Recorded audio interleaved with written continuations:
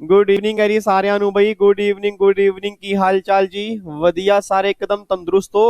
Family सारी ਵਧੀਆ है? बच्चा कह रहा है बहुत ਵਧੀਆ है सर। आप बताओ क्या हाल चाल है? बस आपका प्यार है यार, और मुझे क्या चाहिए? आपने इतने सारे मैसेज कर दिए। बच्चा कहता है सर डाउट सेशन को छोड़ो, उसको तो आप बाद में ले लेना, पहले ना परक्यूजिट्स करवा दो।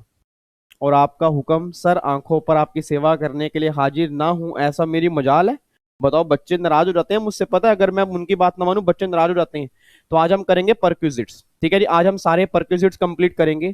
चाहे वो क्लास मेरी 1.5 घंटे की हो, चाहे वो क्लास मेरी 2 घंटे की हो, चाहे वो क्लास मेरी 1.25 घंटे की हो, वो जितने टाइम की भी क्लास होगी ना, मेरी फैमिली के हर बच्चे ने यार परक्यूजिट्स पूरे समझ के जाने हैं। आज हम परक्यूजिट्स की रिवीजन बहुत बढ़िया तरीके से करेंगे। उम्मीद करूंगा एक बार आपने पहले घर से पढ़ लिए होंगे, फिर यहाँ कर बैठ के रिवाइज करोगे ना, बहुत बढ़िया रिवीजन होगी, ठीक है जी।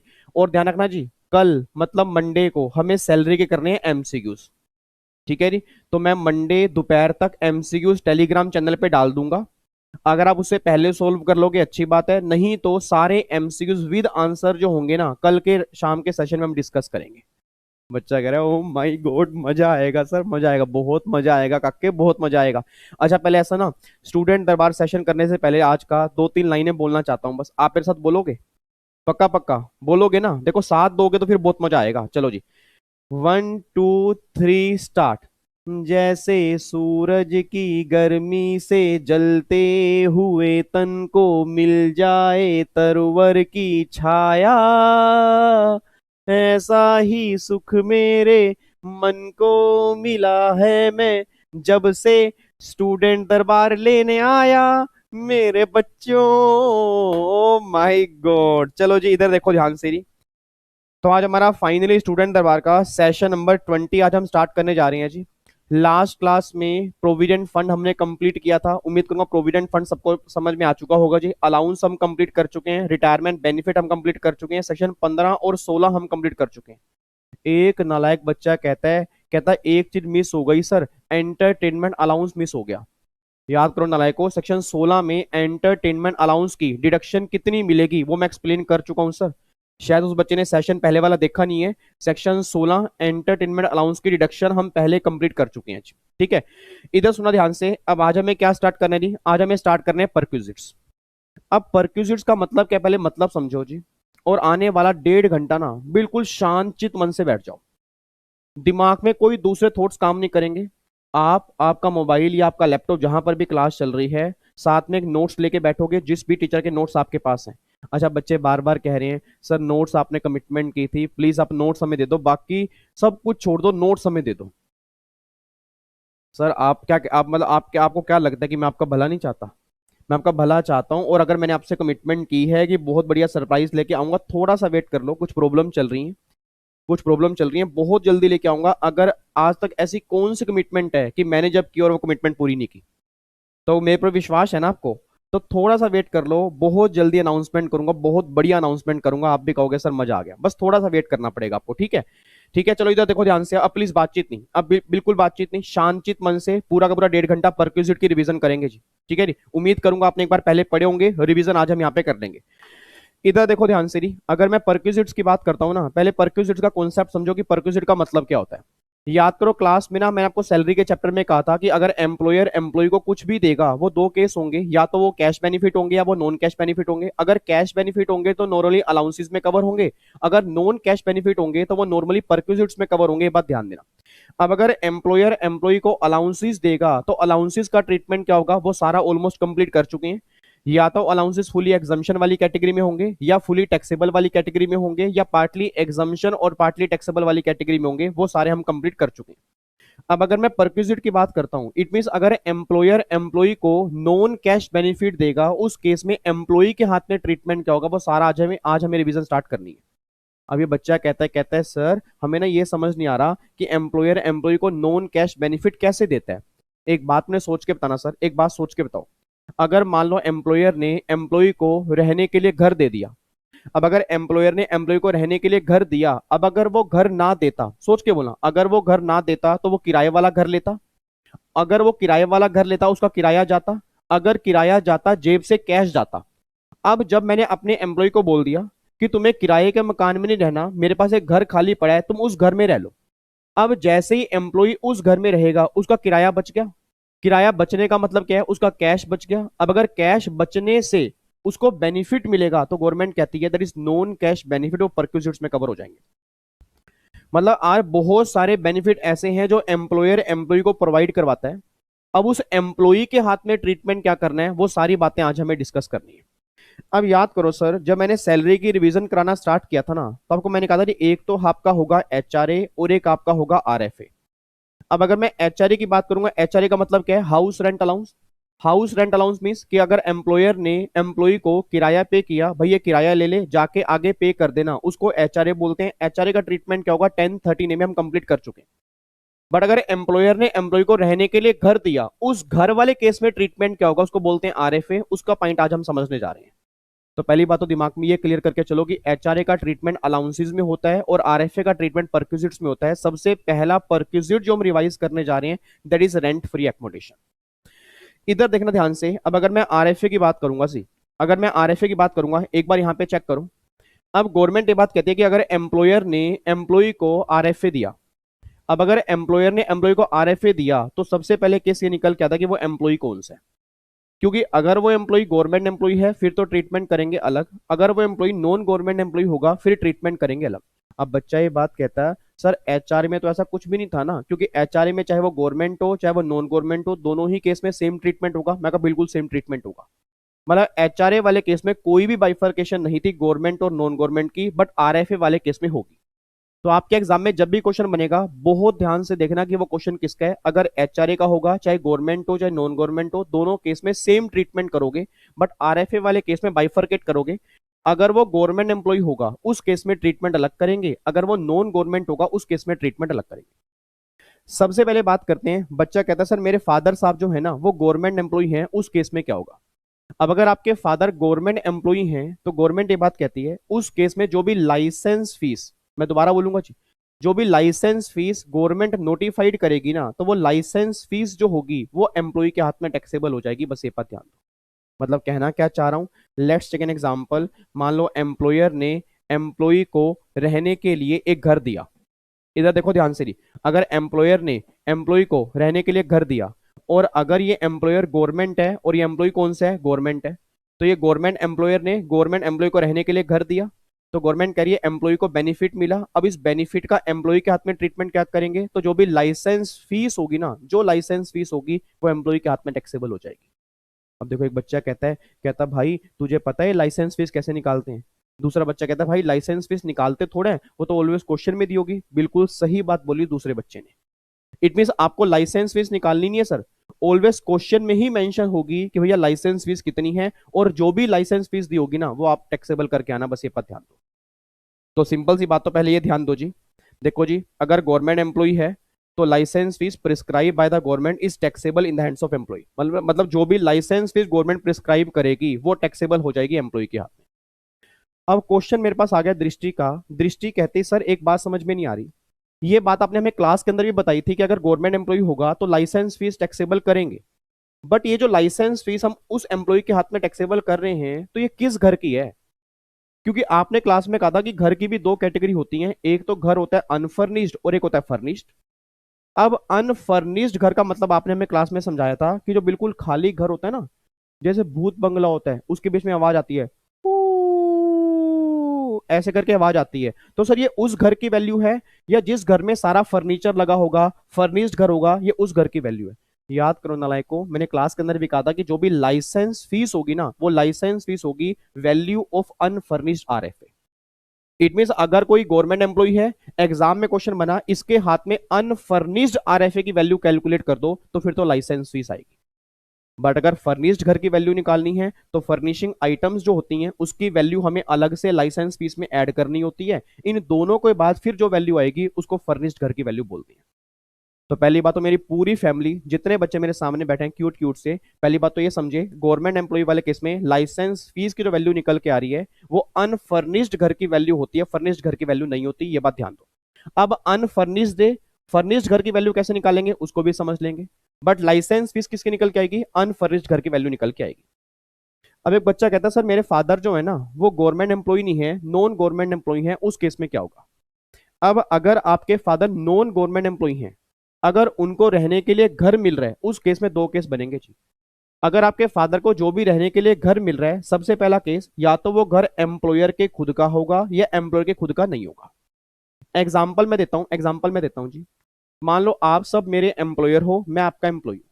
तो मैं आपके पास आया, मैंने कहा बाबूजी मैं दिल्ली के अंदर ना, या दिल्ली में या हरियाणा में मैं तो पहली बार आया हूँ, मैं तो बिहार से बिलोंग करता हूँ, मुझे नहीं पता यहाँ पे कहाँ घर मिलेगा, तो प्लीज आप मुझे घर रहने के लिए दे दो। अब आप मेरे बाबूजी हो, आपने कहा कि हेलो भैया, हमारे पास कोई रहने वाला घर नहीं है, ऐसा करो तुम अपना घर खुद ढूंढ लो। मैं कहा बाबूजी मैं तो बाहर से आया हूँ, मुझे घर कहाँ मिलेगा। आपने बोला चलो ऐसा करता हूँ, मैं तुम्हें घर ले दिलवा देता हूँ। मैं तुम्हें घर दिलवाने का मतलब क्या है, कि मैं एक घर लेता हूँ, तुम उस घर में रह लेना, उस घर का किराया तुम्हें पे नहीं करना, वो किराया मैं पे कर दूंगा। अब सोच समझ के बोलना जी। आप मेरे बाबूजी हो, आपने क्या बोला जी, कि मैं तुम्हें घर दिलवा दूंगा, उस घर का किराया तुम्हें पे नहीं करना, वो किराया मैं पे करूंगा, तुम उस घर में रह लेना। तो क्या ये घर आपके खुद का है या आपने कहीं से लेकर मुझे दिया है, आपने कहीं से लेकर मुझे दिया। दूसरा केस ये भी तो हो सकता है, आप बोलो भैया मेरे पास एक घर खाली पड़ा है, एक दो कमरे उसके अंदर बने हुए हैं, आपकी फैमिली वहां पे रह सकती है, आप उस घर में जाके रह सकते हो। अब ये जो घर है ये घर आपका है। अब सबसे बड़ा मुद्दा निकल के आ रहा है कि अगर वो घर एम्प्लॉयर के खुद का होगा तो बेनिफिट तो भी मिला, और अगर ये घर एम्प्लॉयर के खुद का नहीं है, उसने कहीं से लेकर मुझे दिया, बेनिफिट तो भी मिला। अब अगर बेनिफिट दोनों ही केस में मिला, फिर एम्प्लॉय के हाथ में टैक्सेबल क्या करेंगे। तो गवर्नमेंट कहती टेंशन मत लो, टेंशन मत लो, अगर वो घर एम्प्लॉयर के खुद का है तो वो चेक करो वो किस सिटी के अंदर भी रहता है, मतलब वो घर किस सिटी के अंदर है और उस सिटी की पॉपुलेशन कितनी है। अब वो घर जिस एरिया में होगा, अगर उस एरिया की पॉपुलेशन 10 लाख तक होगी। ये कई बच्चे बातचीत कर रहे हैं जी, मैं दोबारा बोलूंगा परक्यूजिट। अगर आप सही तरह से नहीं समझोगे, एग्जाम में काफी सारे क्वेश्चन आपके ब्लैंक हो जाएंगे, ध्यान रखना। और मैं समझाने की पूरी कोशिश कर रहा हूँ सर, क्योंकि काफी सारे बच्चों ने रिक्वेस्ट की थी कि सर परक्यूजिट में ना हमें दिक्कत आती है, तो मैं पूरी कोशिश कर रहा हूँ कि मेरी पूरी क्लास को दिक्कत ना आए। बट आपका माइंड यहाँ पे क्लास में होना चाहिए।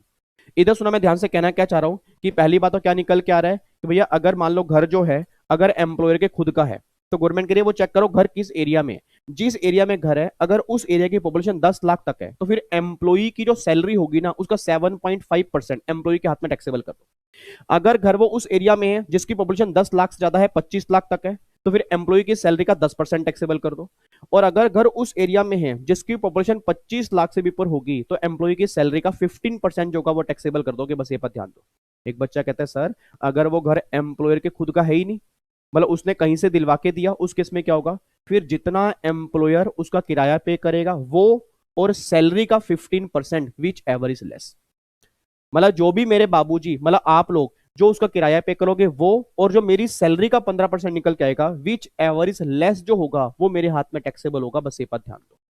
अब आपके दिमाग में पता है क्वेश्चन क्या आ रहा है, बताऊं क्वेश्चन क्या आ रहा है, बताऊं। कि बच्चा कह रहा है हाँ बताओ ना क्या आ रहा है, क्वेश्चन आ रहा है सैलरी का मतलब क्या है। क्योंकि जब मैंने बोला 7.5% of salary, 10% of salary, 15% of salary, तो दिमाग में क्वेश्चन क्या बना, सैलरी का मतलब क्या है।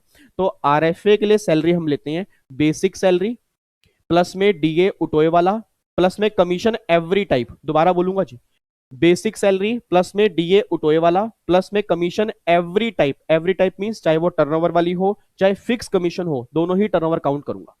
फिर प्लस में बोनस, बोनस भी लेंगे, और प्लस में taxable portion of all allowances जो होते हैं, मतलब जितने भी अलाउंसेस होते हैं उनका टैक्सेबल पोर्शन जो होता है वो भी आरएफए की सैलरी में काउंट होता है। तो ये जो सैलरी निकल के आएगी ना, इसका 7.5%, इसका 10%, इसका 15%, वो डिपेंड करता है वो घर किस एरिया में है। और अगर वो घर मेरे खुद का नहीं है, तो फिर जो मैं रेंट पे करूंगा वो, और सैलरी का 15% विच एवर इज लेस। बस ये पर ध्यान दो। अच्छा, अब ये जो मैंने वैल्यू निकाली है, ये वैल्यू किस घर की है, क्या वैल्यू फर्निश्ड घर की है या अनफर्निश्ड घर की है। ऑब्वियस सी बात है अनफर्निश्ड घर की है। मतलब जब घर बिल्कुल खाली होगा, ऐसे वाला घर होगा, मतलब बिल्कुल भूत बंगला बिल्कुल खाली घर होगा, उस केस में ये वैल्यू टैक्सेबल करनी है। बट अगर साथ में फर्निशिंग आइटम भी होंगी, फर्निशिंग आइटम मींस क्या है, जैसे मान लो मैं आपकी कंपनी में काम कर रहा हूँ, तो मैंने आपसे बोला, मैं कहा बाबूजी बाबूजी मेरी अभी भी शादी हुई है, मेरी छोटी छोटी वाइफ है, छोटे छोटे बच्चे हैं। अच्छा, नहीं अभी अभी शादी हुई है तो बच्चे नहीं, अभी अभी शादी हुई है तो छोटी छोटी वाइफ ही है, बच्चे तो अभी है नहीं। बाबूजी कैसे रहेंगे, हमें तो एसी चाहिए होगा, अब गर्मी का टाइम आ गया बाबूजी, प्लीज हमें एसी चाहिए, एसी हमें घर में चाहिए, और हो सके तो हमें एक फ्रिज भी चाहिए, हो सके तो वॉशिंग मशीन भी चाहिए, हो सके तो बाबूजी फर्नीचर भी चाहिए। तो बाबूजी कहते हैं ऐसा नालायक एम्प्लॉय कहाँ से आ गया, मैं कहाँ से लाऊं भैया, मेरे घर में खुद एसी नहीं लगा हुआ। मैं कह रही मुझे नहीं पता, देखो एसी तो चाहिए। अब प्लीज ध्यान सुनना चाहिए, एम्प्लॉई एम्प्लॉयर से डिमांड कर रहा है कि मुझे फर्निशिंग आइटम भी चाहिए। अब यहां पे भी दो केस होंगे, दो केस होंगे। या तो आप लोग, मतलब मेरे बाबूजी, आप लोग ये बोलोगे जी फर्निशिंग आइटम मेरे पास पड़ी हैं, वो तो अपने मकान में लगा ले, या आप कहीं से लेकर मुझे दोगे। दो केस क्या होंगे, या तो फर्निशिंग आइटम आपके खुद की होंगी या आपने कहीं से लेकर दी होंगी। अब अगर फर्निशिंग आइटम आपके खुद की हैं, मैं दोबारा बोलूंगा जी, अगर फर्निशिंग आइटम आपके खुद की हैं तो जो उसकी एक्चुअल कॉस्ट होगी ना, उसका 10% जो होगा वो उस अनफर्निश्ड घर की वैल्यू में ऐड हो जाएगा और मेरे हाथ में टैक्सेबल हो जाएगा टोटल। और अगर फर्निशिंग आइटम खुद की नहीं है तो जितना आप उसका किराया पे करोगे वो किराया अनफर्निश्ड वैल्यू में ऐड होगा और टोटल वैल्यू जो आएगी दैट इज फर्निश्ड आरएफए। बस ये बात ध्यान देना। तो देखो जी मैंने यहाँ पे क्या लिखा हुआ है, एक बार चेक करना जी। गवर्नमेंट वाले केस में तो लाइसेंस फीस, हेलो अंकल इधर देखो ध्यान से, हद हो गई, बच्चा बातचीत कर रहा है। नॉन गवर्नमेंट वाले केस में, ओन बाय केस में, अगर 10 लाख तक पॉपुलेशन है, ठीक है, उस केस में क्या होगा, अगर 10 लाख से ऊपर 25 लाख तक है, अगर 25 लाख से ऊपर है, अगर 10 लाख तक है तो सैलरी का 7.5%, अगर 10 लाख से ऊपर 25 लाख तक है तो सैलरी का 10%, और अगर 25 लाख से ऊपर होगी सैलरी का 15%, और अगर घर खुद का नहीं होगा तो 15% ऑफ सैलरी और actual charges which ever is less, ये एम्प्लॉय के हाथ में टैक्सेबल हो जाएगा। अब ये वैल्यू जो होगी that is value of unfurnished RFA, ये निकल के आ गई। इसमें ऐड करेंगे फर्निशिंग आइटम की वैल्यू। अब अगर फर्निशिंग आइटम की वैल्यू ऐड करेंगे उसके बाद जो वैल्यू होगी ना वो फर्निश आरएफए की होगी। अब फर्निशिंग आइटम की वैल्यू कितनी निकल जाएगी वो डिपेंड करता है कि जो फर्निशिंग आइटम साथ में दी जा रही हैं वो एम्प्लॉयर के खुद की है या नहीं है। अब देखो यहाँ पे क्या लिखा हुआ है, यहाँ पे इधर ध्यान देना चाहिए। अब अगर फर्निशिंग आइटम, ये देखो यहाँ पे एक स्टार बना होगा, हाँ ये रहा देखो, ये स्टार बना हुआ है जी। अब यहाँ पे इस स्टार को ना यहाँ पे डिफाइन करेंगे, अगर फर्निशिंग आइटम उसके खुद की हैं, अगर ओन्ड बाय एम्प्लॉयर हैं तो जो एक्चुअल कॉस्ट होगा उसका 10% जो होगा वो एम्प्लॉय के हाथ में टैक्सेबल हो जाएगा। और अगर फर्निशिंग आइटम उसके खुद की नहीं है, मतलब उसने कहीं से दिलवाई है, तो जो भी उसके एक्चुअल चार्जेस वो पे कर रहा होगा वो एम्प्लॉय के हाथ में टैक्सेबल हो जाएगा। इनको ऐड करने के बाद फिर वैल्यू आएगी फर्निश्ड घर की, ये बात ध्यान दो। अच्छा फिर मैंने क्लास में कहा था, याद करो, कि फर्निश्ड घर की जो भी वैल्यू निकल के आएगी ना उसमें अमाउंट पेड बाय एम्प्लॉय, मतलब जितना भी अमाउंट एम्प्लॉय पे कर देगा वो माइनस कर देंगे और बैलेंस क्या आएगा, कंसेशनल आरएफए। बात ध्यान देना। अब बच्चा एक बात कहता है सर ये वाला पॉइंट समझ नहीं आया, प्लीज प्लीज प्लीज ये वाला पॉइंट समझा दो कि आपने कंसेशनल आरएफए कैसे निकाला है। कंसेशनल आरएफए मैंने ऐसा निकाला है कि जो भी आपकी वैल्यू फर्निश्ड घर की है जी, जो भी आपकी वैल्यू फर्निश्ड घर की आ रही है उसमें से अगर एग्जाम में दिया हुआ है, क्वेश्चन में दिया हुआ है कि इतना पैसा एम्प्लॉय ने पे कर दिया, अब जो पैसा एम्प्लॉय ने पे कर दिया होगा उसको माइनस कर दो और फिर जो बैलेंस वैल्यू होगी वो कंसेशनल आरएफए निकल के आएगा। बस ये बात ध्यान देना, ठीक है जी। तो आपने क्लास के अंदर पढ़ा होगा, याद करो कि भैया जो फर्निश्ड आरएफए की वैल्यू होती है माइनस में अमाउंट रिकवर्ड फ्रॉम एम्प्लॉय या अमाउंट पेड बाय एम्प्लॉय, वो माइनस करके बैलेंस क्या आता है, कंसेशनल आरएफए। इस तरह से आपकी वैल्यू निकल के आती है, ठीक है। तो ये आपका आरएफए है जी, ये आपके आरएफए का ट्रीटमेंट है। इसके प्रैक्टिकल क्वेश्चन कल के एमसीक्यूज में कराऊंगा, तो ध्यान रखना कल कोई बच्चा मिस नहीं होगा जी, कल कोई बच्चा मिस नहीं होगा, क्योंकि अगर एमसीक्यूज आपने मिस कर दिए ना, ये लगा लो सैलरी, फिर फायदा नहीं होगा कुछ। रिवीजन करने का फायदा ही तब होगा जब कल एमसीक्यूज आपके सारे सही होंगे, ठीक है। तो आरएफए के भी 2-3 क्वेश्चन डालूंगा, चेक करूंगा कि देखो आपने समझा क्या है। एक बार दोबारा बोल दूं फटाफट से आरएफए आगे से बढ़ने पहले। सबसे पहले हमने स्टार्ट किया परक्यूजिट जी। परक्यूजिट में सबसे पहला पॉइंट हमारा क्या हो गया, आरएफए। आरएफए मींस क्या हो गया, रेंट फ्री एकोमोडेशन। अब अगर मैं रेंट फ्री एकोमोडेशन की बात करूंगा, दो केस होंगे, या तो गवर्नमेंट एम्प्लॉय या नॉन गवर्नमेंट एम्प्लॉय। अगर वो गवर्नमेंट एम्प्लॉय होगा उस केस में गवर्नमेंट कहती है जो भी आपकी लाइसेंस फीस होगी वो एम्प्लॉय के हाथ में टैक्सेबल होगी। अगर नॉन गवर्नमेंट होगी, दो केस होंगे जी, बोलते रहो फटाफट से। अगर नॉन गवर्नमेंट होगी दो केस कौन कौन से होंगे, या तो घर एम्प्लॉयर के खुद का होगा या खुद का नहीं होगा।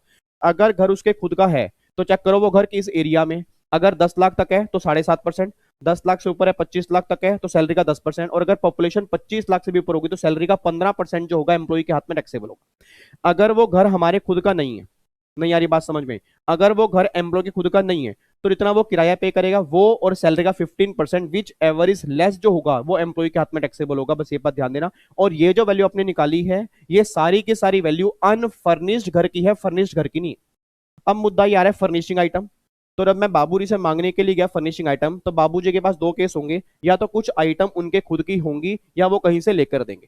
अब मेरे बाबूजी ने मुझसे बोला, विवेक तेरी अभी भी शादी हुई है और छोटी छोटी वाइफ है और अपना, तो अब ऐसा कर, तू एसी तो देख मेरे पास पड़ा हुआ है, चल एसी मैं तेरे को दे देता हूँ और मैं तेरे को फ्रिज भी दे देता हूँ, बट वॉशिंग मशीन जो है और फर्नीचर जो है वो नहीं है, मैं तुझे कहीं से दिलवा के दे देता हूँ। मैंने कहा कोई दिक्कत वाली बात नहीं है। अब जो एसी और वॉशिंग मशीन एम्प्लॉयर के खुद की है, तो इनकी जो कॉस्ट होगी ना उसका 10% एम्प्लॉय के हाथ में, मतलब मेरे हाथ में टैक्सेबल हो जाएगा। बट जो आइटम मेरे बाबूजी ने मुझे दिलवा के दी है, तो जितना मेरे बाबूजी, मतलब जितना मेरा एम्प्लॉयर उसका रेंट पे करेगा, तो वो मेरे हाथ में टैक्सेबल हो जाएगा। बस ये बात ध्यान दो, ठीक है। अब आप में से पता है कई नालायक बच्चे हैं जी, एक आधा नहीं है, कई नालायक बच्चों का जमावड़ा बैठा है, उनके दिमाग में ये डाउट आ रहा है, कह रहा भाई तू एक बात बता, तेरे को ये पॉइंट समझ में आ रहा है कि, मतलब उधर से तो सर कह रहे परक्विजिट का मतलब होता है नॉन कैश बेनिफिट, और उधर से सर कह रहे हैं कि परक्विजिट टैक्सेबल होगा। अब जब परक्विजिट ही टैक्सेबल कर देंगे तो फिर बेनिफिट किस बात का मिल रहा है, मुझे तो ये समझ नहीं आ रहा। ये वही नालायक बच्चे हैं जो आज की रिवीजन से पहले एक बार भी पढ़ के नहीं आए। याद करो सर, मैंने क्लास में कहा था कि अगर परक्विजिट टैक्सेबल हैं तो टैक्सेबल का मतलब ये नहीं है कि जो बेनिफिट मिला वो सारा बेनिफिट वापस कर दो। इट मीन अगर एम्प्लॉय को पूरे साल में 2 लाख रुपए का बेनिफिट मिला तो गवर्नमेंट 2 लाख नहीं मांग रही, उस 2 लाख पे जो टैक्स बनेगा ना गवर्नमेंट करिए बस वो पे कर दो, बाकी सारे बेनिफिट तुम्हारे हैं। तो मेरी क्लास में रटने वाला बच्चा ध्यान दीजिए, अब बारी आ गई है उनकी। अब रटने वाले बच्चों की बारी है जी। मेरी क्लास में रटने वाला बच्चा ध्यान ध्यान दे, अगर मैं कह रहा हूं कि परक्विजिट टैक्सेबल है, तो परक्विजिट टैक्सेबल का मतलब ये बिल्कुल भी नहीं है कि जो वैल्यू बेनिफिट मिली वो सारा वापस देना पड़ेगा, उस वैल्यू पर जो टैक्स बनेगा बस वो टैक्स आपको देना पड़ेगा, बस ये बात ध्यान देना, ठीक है जी। तो ये पॉइंट आपका आरएफए में निकल के आ गया, ठीक है। और फिर जो एम्प्लॉय से मिल गया उसको माइनस कर दोगे, फिर क्या आएगा जी, कंसेशनल आरएफए, ये आपकी वैल्यू निकल के आ जाएगी। कोई दिक्कत वाली बात तो नहीं है। अच्छा अब इसमें ना एक पॉइंट और है, एक पॉइंट और है, इधर सुना ध्यान से। अरे पहली बात, सैलरी का मतलब क्या है, चैट बॉक्स में लिखना सैलरी का मतलब मैंने क्या बताया जी, जल्दी से चैट बॉक्स में लिख दो सैलरी का मतलब मैंने क्या बताया।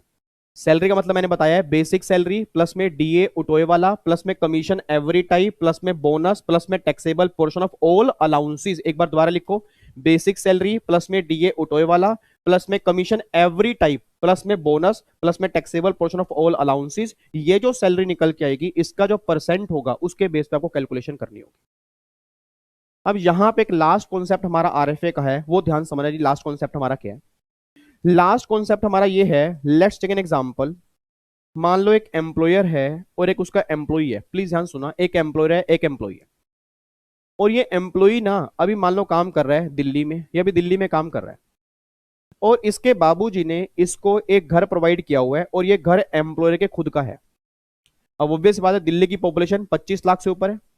सर अगर आपको पता हो आज दिल्ली की पॉपुलेशन कितनी है, आप में से कोई बच्चा तो होगा नालायक को दिल्ली का, आज दिल्ली की पॉपुलेशन कितनी है एक बार लिख के बताना, चैट बॉक्स में लिख के बताना दिल्ली की पॉपुलेशन कितनी है।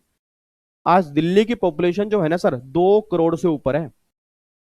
अरे दिल्ली की पॉपुलेशन कम से कम भी 2 करोड़ से ऊपर है। अब अगर दिल्ली की पॉपुलेशन 2 करोड़ से ऊपर है, अच्छा आपने कंट्री का नाम सुना भूटान, एक कंट्री है भूटान, क्या आप में से कोई बच्चा बताएगा भूटान की पॉपुलेशन कितनी है? आप में से कोई बच्चा बताना चाहता हो भूटान की पॉपुलेशन कितनी है? सर अगर आपको बताओ भूटान की पॉपुलेशन जो है वो आपकी 5 लाख है। अब सोच के बोला, भूटान की पॉपुलेशन 5 लाख है, दिल्ली की पॉपुलेशन 2 करोड़ से ऊपर है, दिल्ली कितने भूटान निकाल देगा आप सोच भी नहीं सकते। दिल्ली अपने अंदर से कितनी कंट्री निकाल देगा, दिल्ली अपने आप में कंट्री है। 2 करोड़ पॉपुलेशन, कई कंट्री ऐसी हैं कि जो दिल्ली के अंदर समा जाएंगे, आपको ये पता ही नहीं है। बट चलो उस मैटर को भी छोड़ो, तो दिल्ली 25 लाख से ऊपर है। अब अगर दिल्ली की पॉपुलेशन 25 लाख से ऊपर है, मेरा पूरी क्लास से क्वेश्चन है, जो सैलरी होगी ना उसका 15% जो होगा वो टैक्सेबल होगा, ये बात तो क्लियर है। अच्छा अब एक घर उसने मेरे को दिल्ली में दिया हुआ है, उसके खुद का है, तो 25 लाख से ऊपर है, सैलरी का 15% मेरे हाथ में टैक्सेबल है। अब मुझे मेरे एम्प्लॉयर ने बोला कि आपकी शिफ्टिंग जो हो रही है वो शिफ्टिंग अब दिल्ली से ना फॉर एग्जांपल मान लो हो रही है जयपुर, अब आपको जयपुर जाना पड़ेगा। 1 साल आप जयपुर में काम करोगे, 1 साल के बाद आपको दिल्ली फिर वापस आना पड़ेगा। अब मैंने कहा अगर मैं जयपुर में रहूंगा तो वहां पर रहने के लिए घर, उसने कहा टेंशन मत लो, हमारा वहां पर भी एक घर है और वो घर, उस घर में आप रह सकते हो। अब सोच समझ के बोला नहीं, एक तो घर मेरे पास दिल्ली वाला है, एक घर मेरे पास जयपुर वाला है। अब सबसे बड़ा मुद्दा निकल के आ रहा है, ये दोनों घर एम्प्लॉयर के हैं। अब अगर एम्प्लॉयर ने एम्प्लॉय को 2 घर दिए उस केस में क्या होगा जी? भाई अगर एम्प्लॉयर ने एम्प्लॉय को 2 घर दे दिए उस केस में क्या होगा? तो गवर्नमेंट कह रही है कि फर्स्ट 90 डेज तक, मैं दोबारा बोलूंगा, जो बच्चे बातचीत कर रहे हैं प्लीज उनसे रिक्वेस्ट है, प्लीज सुन लीजिए। गवर्नमेंट कह रही है कि अगर एम्प्लॉयर ने एम्प्लॉय को 2 घर दिए तो फर्स्ट 90 डेज तक इन दोनों में से जिसकी वैल्यू भी कम निकल के आ रही है ना, वो कम वाली वैल्यू तुम्हारे हाथ में टैक्सेबल होगी। इट मीन गवर्नमेंट कहना चाह रही है 90 डेज का टाइम है, 90 डेज तक इन दोनों में से जिसकी वैल्यू कम होगी वो कम वाली वैल्यू तुम्हारे हाथ में टैक्सेबल होगी। बट अगर 90 डेज तक तुमने दोनों में से कोई एक घर नहीं छोड़ा तो फिर 90 डेज के बाद दोनों के दोनों घर की वैल्यू जो निकल के आएगी वो तुम्हारे हाथ में टैक्सेबल होगी। बस ये बात ध्यान देना। तो भैया गवर्नमेंट सिंपल सी बात कहना चाह रही है, अगर एम्प्लॉय के पास 2 घर हैं तो पहले 90 दिन तक दोनों में से एक घर की वैल्यू टैक्सेबल करेंगे, और अगर दोनों के दोनों घर में से आप एक घर नहीं छोड़ रहे, दोनों अपने पास रख रहे हो, तो 90 दिन के बाद जो दोनों घर का आरएफए निकल के आएगा वो एम्प्लॉय के हाथ में टैक्सेबल हो जाएगा। बस ये बात ध्यान दो। और ये बात मैं नहीं कह रहा सर, ये बात लॉ में लिखी हुई है, देखो मैं आपको दिखाता हूं। ये देखो जी, यहाँ पे ये देखो जी, यहाँ पे क्या लिखा हुआ है, अगर 2 घर हैं, अगर 2 घर ट्रांसफर किए हैं तो पहले 90 डेज तक लोअर वैल्यू टैक्सेबल होगी, और 90 दिन के बाद जो होगा फिर वो दोनों घर की वैल्यू जो होगी वो आपके हाथ में टैक्सेबल होगी। बस ये बात ध्यान देना, ठीक है जी। उसके बाद अगर एम्प्लॉयर ने एम्प्लॉय को मान लो होटल फैसिलिटी दी, उस केस में क्या होगा। अब अगर होटल फैसिलिटी है ना, उस केस में याद करो मैंने कहा था जितना भी उसके एक्चुअल चार्जेस होंगे वो, और 24% of salary which ever is less. आपको मैंने क्लास के अंदर भी कहा था घर वाले केस में 15% लेना, होटल वाले केस में 24% लेना। मतलब अगर एम्प्लॉयर ने एम्प्लॉय को होटल दिया तो जो उस होटल में रहने के एक्चुअल चार्जेस होंगे वो, और सैलरी का 24% जो होगा, इनमें से जो भी कम होगा ना वो एम्प्लॉय के हाथ में टैक्सेबल होगा। और सैलरी का मतलब वही सेम मतलब है जो मैंने अभी आपको ऊपर बताया था। क्या बताया था, बेसिक प्लस में डीए उठोए वाला प्लस में कमीशन एवरी टाइप प्लस में बोनस प्लस में taxable portion of all allowances. ये जो सैलरी होगी उसका 24% निकाल दोगे, एक्चुअल चार्जेस आपको दिए होंगे, इनमें से जो भी लेस होगा वो एम्प्लॉय के हाथ में टैक्सेबल कर दोगे। बस ये पर ध्यान दो। बट हाँ सिंगल वैल्यू भी एम्प्लॉय के हाथ में टैक्सेबल नहीं होगी, सिंगल वैल्यू भी एम्प्लॉय के हाथ में टैक्सेबल नहीं होगी अगर होटल जो दिया गया है वो 15 दिन तक के लिए है, और ये केस ट्रांसफर वाला है। मतलब अगर एक जगह से दूसरी जगह पे आपकी ट्रांसफर हो रही है और 15 दिन तक अगर आप उस होटल में रहोगे तो कोई भी वैल्यू आपके हाथ में टैक्सेबल नहीं होगी। तो एग्जाम में क्वेश्चन बन सकता है कि ऐसे कितने दिन हैं कि जहां पर होटल्स में रहे तो कोई वैल्यू भी टैक्सेबल ना हो 15 दिन तक। मतलब 15 डेज ट्रांसफर वाले केस में कुछ भी टैक्सेबिलिटी एम्प्लॉय के हाथ में नहीं होगी। बस ये बात ध्यान देना चाहिए, ठीक है। तो ये सारी बातें जो हैं सर, ये सारी बातें हमने आरएफए वाले केस में की हैं, ये बात ध्यान देना चाहिए। तो फाइनली अब जाके आरएफए में हमारे पॉइंट्स कंप्लीट हो गए जी। अगर एम्प्लॉयर ने एम्प्लॉय को रहने के लिए घर दिया उस केस में क्या होगा, अगर एम्प्लॉयर ने एम्प्लॉय को होटल फैसिलिटी दी उस केस में क्या होगा। घर वाले केस में 2 केस होंगे, गवर्नमेंट और नॉन गवर्नमेंट। नॉन गवर्नमेंट में 2 केस होंगे, ओन्ड और नॉट ओन्ड, ठीक है। गवर्नमेंट वाले केस में लाइसेंस फीस हो गई, ओन्ड वाले केस में चेक करेंगे पॉपुलेशन कितनी है, नॉट ओन्ड वाले केस में जो चार्जेस होंगे और 15% विच एवरेज लेस। बट जो भी वैल्यू निकल के आएगी अनफर्निश्ड घर की होगी, उसमें फर्निशिंग आइटम की ऐड करनी पड़ेगी।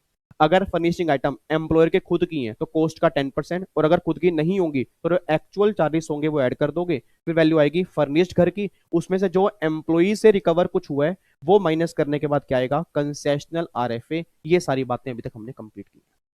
उम्मीद करूंगा जी आरएफए आपको थोड़ा बहुत रिवाइज हो गया होगा, ठीक है। अब ये रिवीजन करने के बाद जी, ये रिवीजन करने के बाद फिर अगला हमारा परक्विजिट आता है, that is sweat equity share. Sir एक बात मैं सोच के बताना, नाम से ही पता लग रहा है स्वेट इक्विटी शेयर। अच्छा स्वेट का मतलब क्या होता है, बताओ चैट बॉक्स के अंदर बताओ, स्वेट का मतलब क्या होता है। स्वेट का मतलब क्या होता है, खून पसीना। मतलब स्वेट का मतलब होता है कि आपका जो पसीना है, मतलब उसकी कमाई जो है, that is sweat equity share. अब कई बार क्या होता है, एम्प्लॉयर एम्प्लॉय को ना स्वेट इक्विटी शेयर इशू करता है। अब अगर एम्प्लॉयर एम्प्लॉय को स्वेट इक्विटी शेयर इशू करेगा, उसके 2 केस होंगे, या तो इशू करेगा फ्री ऑफ कॉस्ट में या इशू करेगा कंसेशनल रेट में। अब अगर मान लो मैंने अपने एम्प्लॉय को स्वेट इक्विटी शेयर इशू किए और फ्री ऑफ कॉस्ट में किए, तो फिर एम्प्लॉय के हाथ में क्या होगा। बच्चा कह रहा है सर अगर एम्प्लॉयर एम्प्लॉय को स्वेट इक्विटी शेयर इशू करेगा तो एम्प्लॉय को फायदा क्या होगा। भाई अगर मान लो मेरे बाबूजी ने मुझे स्वेट इक्विटी शेयर इशू किए हैं तो मुझे बेनिफिट क्या होगा। अच्छा एक बात मुझे बताना, अगर वो ये शेयर आपको इशू ना करता, अगर आप मार्केट से परचेस करते तो क्या जेब से कैश नहीं जाता। हाँ या ना तो बोलो सर, अगर ये शेयर आपको एम्प्लॉयर ना देता और अगर मार्केट से परचेस करने पड़ते जेब से कैश जाता। अब एम्प्लॉयर ने आपको फ्री ऑफ कॉस्ट में स्वेट इक्विटी शेयर इशू कर दी है, तो बेनिफिट क्या होगा? बेनिफिट ये होगा, जो मार्केट में पैसा जाता परचेज करने पर वो सारा पैसा आपका बच गया। तो गवर्नमेंट कह रही है जो भी अगर फ्री ऑफ कॉस्ट में इशू करेगा तो जो उस शेयर की फेयर मार्केट वैल्यू होगी ना, वो एफएमबी जो होगी वो एम्प्लॉय के हाथ में टैक्सेबल परक्यूजिट बन जाएगी। बट अगर मान लो इस शेयर की एफएमबी है, लेट्स टेक एन एग्जांपल 500 रुपए पर शेयर, और एम्प्लॉयर ने एम्प्लॉय को बोला कि मैं तुम्हें स्वेट इक्विटी शेयर इशू कर रहा हूं, बट ये इशू करूंगा 200 रुपए का इशू करूंगा, फ्री का नहीं करूंगा, 200 रुपए करूंगा। अब अगर 500 वाला शेयर 200 में, सोच समझ के बोला नहीं, 500 वाला शेयर 200 में लूट लो लूट लो, 500 वाला शेयर 200 में लूट लो लूट लो, 500 वाला शेयर 200 में लूट लो लूट लो। अब अगर 500 वाला शेयर 200 में लूट लो की बात हो रही है, तो बेनिफिट कितने का मिल रहा है? अगर 500 की जीत आपको 200 की मिल रही है, तो बेनिफिट कितने का? 300 का। तो गवर्नमेंट करे उस केस में 300 रुपए जो होंगे एम्प्लॉय के हाथ में टैक्सेबल परक्यूजिट बन जाएगा। तो देखो यहाँ पे क्या लिखा हुआ है, अगर ये फ्री ऑफ कॉस्ट में है तो एफएमबी जिस दिन शेयर इशू करेंगे वो टैक्सेबल परक्यूजिट है, और अगर कंसेशनल रेट में है तो एफएमबी में से जो अमाउंट एम्प्लॉय ने पे कर दिया उसको माइनस करने के बाद जो होगा दैट इज टैक्सेबल परक्यूजिट। बस ये बात ध्यान दो। तो भैया अगर 500 रुपए का शेयर है फ्री में इशू किया तो पूरे 500 रुपए बच गए, 500 रुपए टैक्सेबल है। अगर 500 वाला शेयर 200 में इशू किया तो 300 रुपए जो होंगे वो टैक्सेबल होंगे, that is sweat equity share. बस ये बात ध्यान दो। तो आपके एग्जाम में कई बार क्वेश्चन बन चुका है कि अगर sweat equity share employer employ को इशू करता है फ्री ऑफ कॉस्ट में, तो 4 ऑप्शन दिए होंगे, इन चारों में से कौन सी वैल्यू टैक्सेबल होगी? That is fair market value on the date of issue of share. मतलब जिस दिन कंपनी ने शेयर इशू की हैं उस दिन की जो फेयर मार्केट वैल्यू होगी वो एम्प्लॉय के हाथ में टैक्सेबल हो जाएगी। बस ये बात ध्यान देना, ठीक है? तो ये बिल्कुल सिंपल था सही, इसमें तो कोई दिक्कत ही नहीं है। अगला फिर देखो जी, अगला इंपॉर्टेंट है, that is interest on loan. अब इंटरेस्ट ऑन लोन का मतलब क्या है सर? एक बात मैंने सोच के बताना, एक बात मैंने सोच के बताना। मान लो आप मेरे एम्प्लॉयर हो, मैं आपका एम्प्लॉय हूं। अब अगर आप मेरे एम्प्लॉयर हो, मैं आपका एम्प्लॉय हूं, मुझे ना पैसों की रिक्वायरमेंट है, मुझे पैसों की रिक्वायरमेंट है, मेरे घर में कोई अर्जेंट सिचुएशन आ गई है और मुझे पैसे चाहिए, 8-10 लाख रुपए चाहिए। तो मैंने अपने दोस्त से बात की, मैंने कहा यार घर में ना पैसों की रिक्वायरमेंट है, 8-10 लाख रुपए चाहिए, तो मैं मार्केट से लोन लेना चाहता हूँ, बता लोन कैसे लूँ? उसने कहा यार विवेक यार भाई तू इतने मतलब तेरे एम्प्लॉयर जो हैं, तेरे बाबूजी जो हैं वो इतने बढ़िया हैं, और तू इतने साल से उस कंपनी में काम कर रहा है और बढ़िया तरीके से काम कर रहा है, तो एक बार एम्प्लॉयर से जाके पूछ तो सही, क्या पता वो तुझे लोन दे दे। और अगर एम्प्लॉयर तुझे लोन देगा तो तुझे बेनिफिट पता क्या होगा? क्या पता वो तेरे ऊपर इतना दिलदार हो, मतलब तेरे ऊपर इतना खुश हो, क्या पता फ्री रेट ऑफ इंटरेस्ट दे दे, मतलब तुझसे इंटरेस्ट चार्ज ही ना करे, या अगर इंटरेस्ट चार्ज करे तो मार्केट प्राइस से कम चार्ज करे। मैं कहा यार मुझे ना बाबूजी के पास जाते हुए डर लगता है, वो मेरे को गुस्से ना हो जाए, वो वैसे ही इतना साथ देते मेरा। उसने कहा नहीं नहीं भाई एक बार जाके पूछ ले, क्योंकि अगर तुझे वहां से लोन मिल गया तुझे फायदा हो जाएगा। मैंने अपने दोस्त की बात मानी, मैं दौड़ा दौड़ा आपके पास आया, मैं कहा बाबूजी बाबूजी, आपके मैंने पैर दबाने स्टार्ट की। मैं कहा बाबूजी बाबूजी मेरे को ना लोन चाहिए, मेरे घर में दिक्कत आ गई है, प्लीज आप मुझे 8 या 10 लाख रुपए का लोन दे दोगे? तो आपने बोला विवेक इसके लिए पैर दबाने की क्या जरूरत है, तू इतने साल से हमारी कंपनी में काम कर रहे हैं, तूने इतने बढ़िया तरीके से काम किया है, ये ले 10 लाख रुपए का लोन ले ले, और कमाल की बात देखो हम तुझसे इंटरेस्ट भी चार्ज नहीं करेंगे। अब मेरे बाबूजी ने मुझे 10 लाख रुपए का लोन दिया विदाउट रेट ऑफ इंटरेस्ट। अब अगर विदाउट रेट ऑफ इंटरेस्ट दिया, देखने से ही लग रहा है बेनिफिट मुझे मिला, बट कितने परसेंट मुझे मिला? क्यों? क्योंकि जो उन्होंने लोन दिया उसका इंटरेस्ट मैं किस दिन का चेक करूंगा, किस बैंक का चेक करूंगा?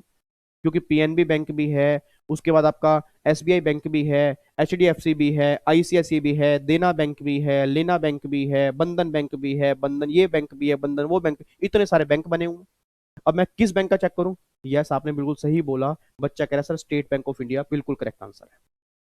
अब गवर्नमेंट ये बात कह रही विवेक कि अगर एम्प्लॉयर ने एम्प्लॉय को लोन दिया, जिस दिन लोन दिया वो दिन किसी काम का नहीं है। मैं दोबारा बोलूंगा नहीं, जिस दिन लोन दिया वो दिन किसी काम का नहीं है। जिस ईयर में लोन दिया होगा उस ईयर की 1 अप्रैल को स्टेट बैंक ऑफ इंडिया का क्या रेट ऑफ इंटरेस्ट था उससे कंपेयर करके तेरे हाथ में टैक्सेबिलिटी करेंगे।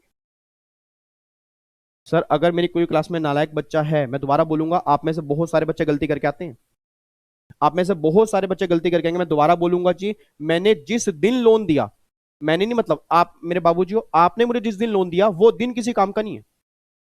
अगर आपने ध्यान सुना, अगर आपने मुझे लोन दिया है फॉर एग्जांपल 15 जून 20 को, इस दिन स्टेट बैंक ऑफ इंडिया का रेट था मान लो 10%, और 1 अप्रैल 20 को रेट था 9%, तो गवर्नमेंट कह रही है हम कंपेयर जो करेंगे वो 9% करेंगे, 10% नहीं करेंगे। बच्चा कह रहा सर कैसी कैसी कमाल की बातें कर रहे हो, लोन तो दिया 15 जून को, गवर्नमेंट कह रही लोन दिया होगा 15 जून को, बट 15 जून हमारे किसी काम की नहीं, क्योंकि लॉ में साफ साफ लिखा है जिस ईयर में लोन दिया उस ईयर की 1 अप्रैल को, उस ईयर की 1 अप्रैल को जो भी rate of interest state bank of India का होगा उससे कंपेयर करो।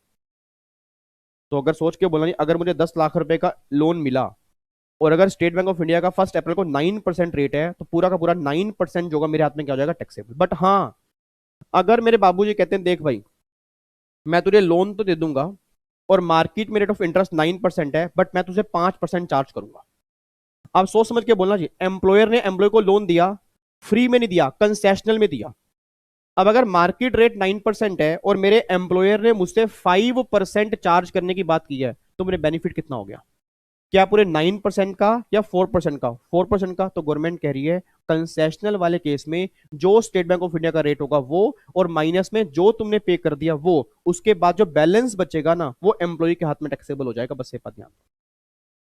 तो साहब अगर फ्री रेट ऑफ इंटरेस्ट की बात करूंगा तो state bank of India charge करेगा 1 अप्रैल को, वो टैक्सेबल करेंगे। और अगर मैं कंसेशनल की बात करूंगा तो उसमें से जो एम्प्लॉय ने पे कर दिया वो माइनस करने के बाद जो होगा वो टैक्सेबल करेंगे। तो पहली बात तो मेरी फैमिली ये समझ लीजिए, हमें बैंक कौन सा लेना है, जल्दी बताओ जी। चैट बॉक्स में आंसर आपके आने चाहिए, जल्दी बताओ। स्टेट बैंक को हमें बैंक कौन सा लेना है जी? देना बैंक। एक बच्चा कह रहा है देना बैंक ले लो सर, देना बैंक ले लो। हाँ, लेना बैंक, देना बैंक, बंधन बैंक, ये HDFC, ये लेने हैं क्या? ये state bank of India, state bank of India. और स्टेट बैंक ऑफ इंडिया किस दिन का जी? स्टेट बैंक ऑफ इंडिया किस दिन का? 31 मार्च। जल्दी बोलो, क्या 31 मार्च, या जिस दिन लोन दिया उस दिन का, या 1 अप्रैल का? बिल्कुल सही बोला, 1 अप्रैल का। मेरी फैमिली मेरे साथ बोलेगी जिस ईयर में लोन दिया, बोलो बोलो बोलो, जिस ईयर में लोन दिया उस ईयर की 1 अप्रैल को क्या रेट था उससे कंपेयर करके फिर हम चेक करेंगे बेनिफिट कितना होगा, और जो बेनिफिट होगा वो एम्प्लॉय के हाथ में टैक्सेबल परक्यूजिट कर देंगे। ठीक है जी, ये पॉइंट निकल के आ गया। बट अब ध्यान सुनना जी, अब ध्यान सुना, गवर्नमेंट कह रहे विवेक वैसे तो ये सामने जो इतने तेरी फैमिली के बच्चे बैठे हैं इन सबने क्लासेस के अंदर पढ़ा होगा कि अगर एम्प्लॉयर एम्प्लॉय को लोन देता है तो एम्प्लॉय के हाथ में इंटरेस्ट टैक्सेबल होता है। वो डिपेंड करता है, अगर फ्री रेट ऑफ इंटरेस्ट है तो सारा इंटरेस्ट आएगा, अगर कंसेशनल में है तो माइनस करने के बाद आएगा। बट इन दो केसेस में हम सिंगल पैसा भी एम्प्लॉय के हाथ में टैक्सेबल नहीं करेंगे। मतलब इन दोनों में से अगर कोई एक केस भी फॉल कर जाएगा तो एम्प्लॉय के हाथ में हम सिंगल पैसा भी टैक्सेबल नहीं करेंगे। सबसे पहला केस, अगर एम्प्लॉयर ने एम्प्लॉय को लोन दिया है किसी स्पेसिफाइड डिसीज के लिए, किसी स्पेसिफाइड बीमारी के लिए, अगर कोई एम्प्लॉय को स्पेसिफाइड डिसीज है, स्पेसिफाइड कोई प्रॉब्लम चल रही है, एड्स है, टीबी है, कैंसर है, मेंटल डिसऑर्डर है, अगर ये प्रॉब्लम चल रही है उसके लिए लोन दी है, तो चाहे वो लाखों रुपए की ही वैल्यू क्यों ना हो, एम्प्लॉय के हाथ में टैक्सेबल नहीं होगा। और सेकंड केस अगर लोन 20,000 रुपए तक का है, अगर लोन की वैल्यू 20,000 तक की है, या लोन ज्यादा है बट जिस मंथ का आउटस्टैंडिंग बैलेंस 20,000 बचा उस मंथ का कोई भी इंटरेस्ट टैक्सेबल नहीं होगा। और मुझे पता था इशिता का यही डाउट आना था। इशिता कह रही है सर ये ना पॉइंट ना क्लास में भी समझ में नहीं आया था कि मंथ का एंड का आउटस्टैंडिंग बैलेंस 20,000 बचेगा, वो पॉइंट ना वहां पे भी समझ में नहीं आया था।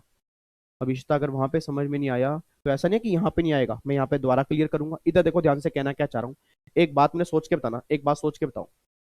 अगर एम्प्लॉयर ने एम्प्लॉय को 1 लाख रुपए का लोन दिया और SBI का रेट है मान लो 10% है, और ये कोई डिसीज के लिए नहीं है, नॉर्मल लोन है। अब अगर 1 लाख रुपए का लोन है और हर साल एम्प्लॉय 20,000 रुपए की रीपेमेंट करेगा जी, हर साल एम्प्लॉय 20,000 रुपए की रीपेमेंट करेगा, ये बात ध्यान दो। अब सोच समझ के बोलना नहीं, सॉरी हर साल कह रहा हूं, हर महीने रीपेमेंट करेगा 20,000 रुपए की।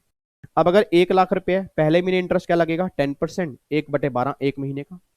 फिर अगले महीने हो जाएगा 80,000 रुपए का लोन, क्यों? 20,000 रुपए की रीपे कर दूंगा।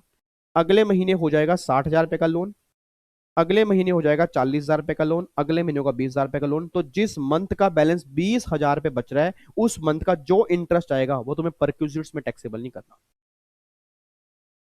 तो या तो लोन की वैल्यू ही 20,000 हो तो भी नॉन टैक्सेबल है, या लोन की वैल्यू ज्यादा हो बट जिस मंथ का बैलेंस 20,000 या उससे कम बचेगा उसका जो भी इंटरेस्ट होगा वो तुम्हारे टैक्सेबल परक्यूजिट्स में ऐड नहीं होगा।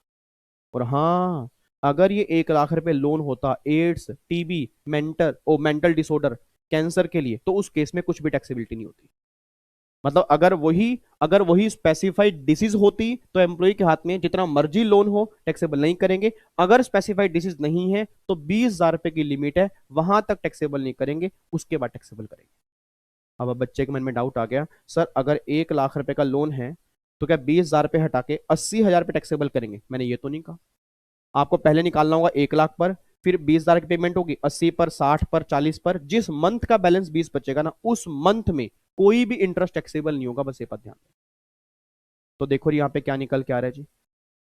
अब यहाँ पे देखो जी क्या लिखा हुआ है, नथिंग शैल बी टैक्सेबल। अगर लोन प्रोवाइड किया है एम्प्लॉयर ने एम्प्लॉय को 20,000 रुपए तक, या आउटस्टैंडिंग बैलेंस आपका 20,000 रुपए तक है, या लोन अगर किसी स्पेसिफाइड डिसीज के लिए होगा, उस केस में भी इंटरेस्ट कुछ भी टैक्सेबल नहीं होगा। ये दो केस आपके हैं, इन दोनों को छोड़ के बाकी केस में स्टेट बैंक ऑफ इंडिया का जिस ईयर में लोन दिया उस ईयर की 1 अप्रैल को रेट ऑफ इंटरेस्ट क्या था, उसके बेस पे टैक्सेबिलिटी करेंगे। ये आपके सामने आ गया।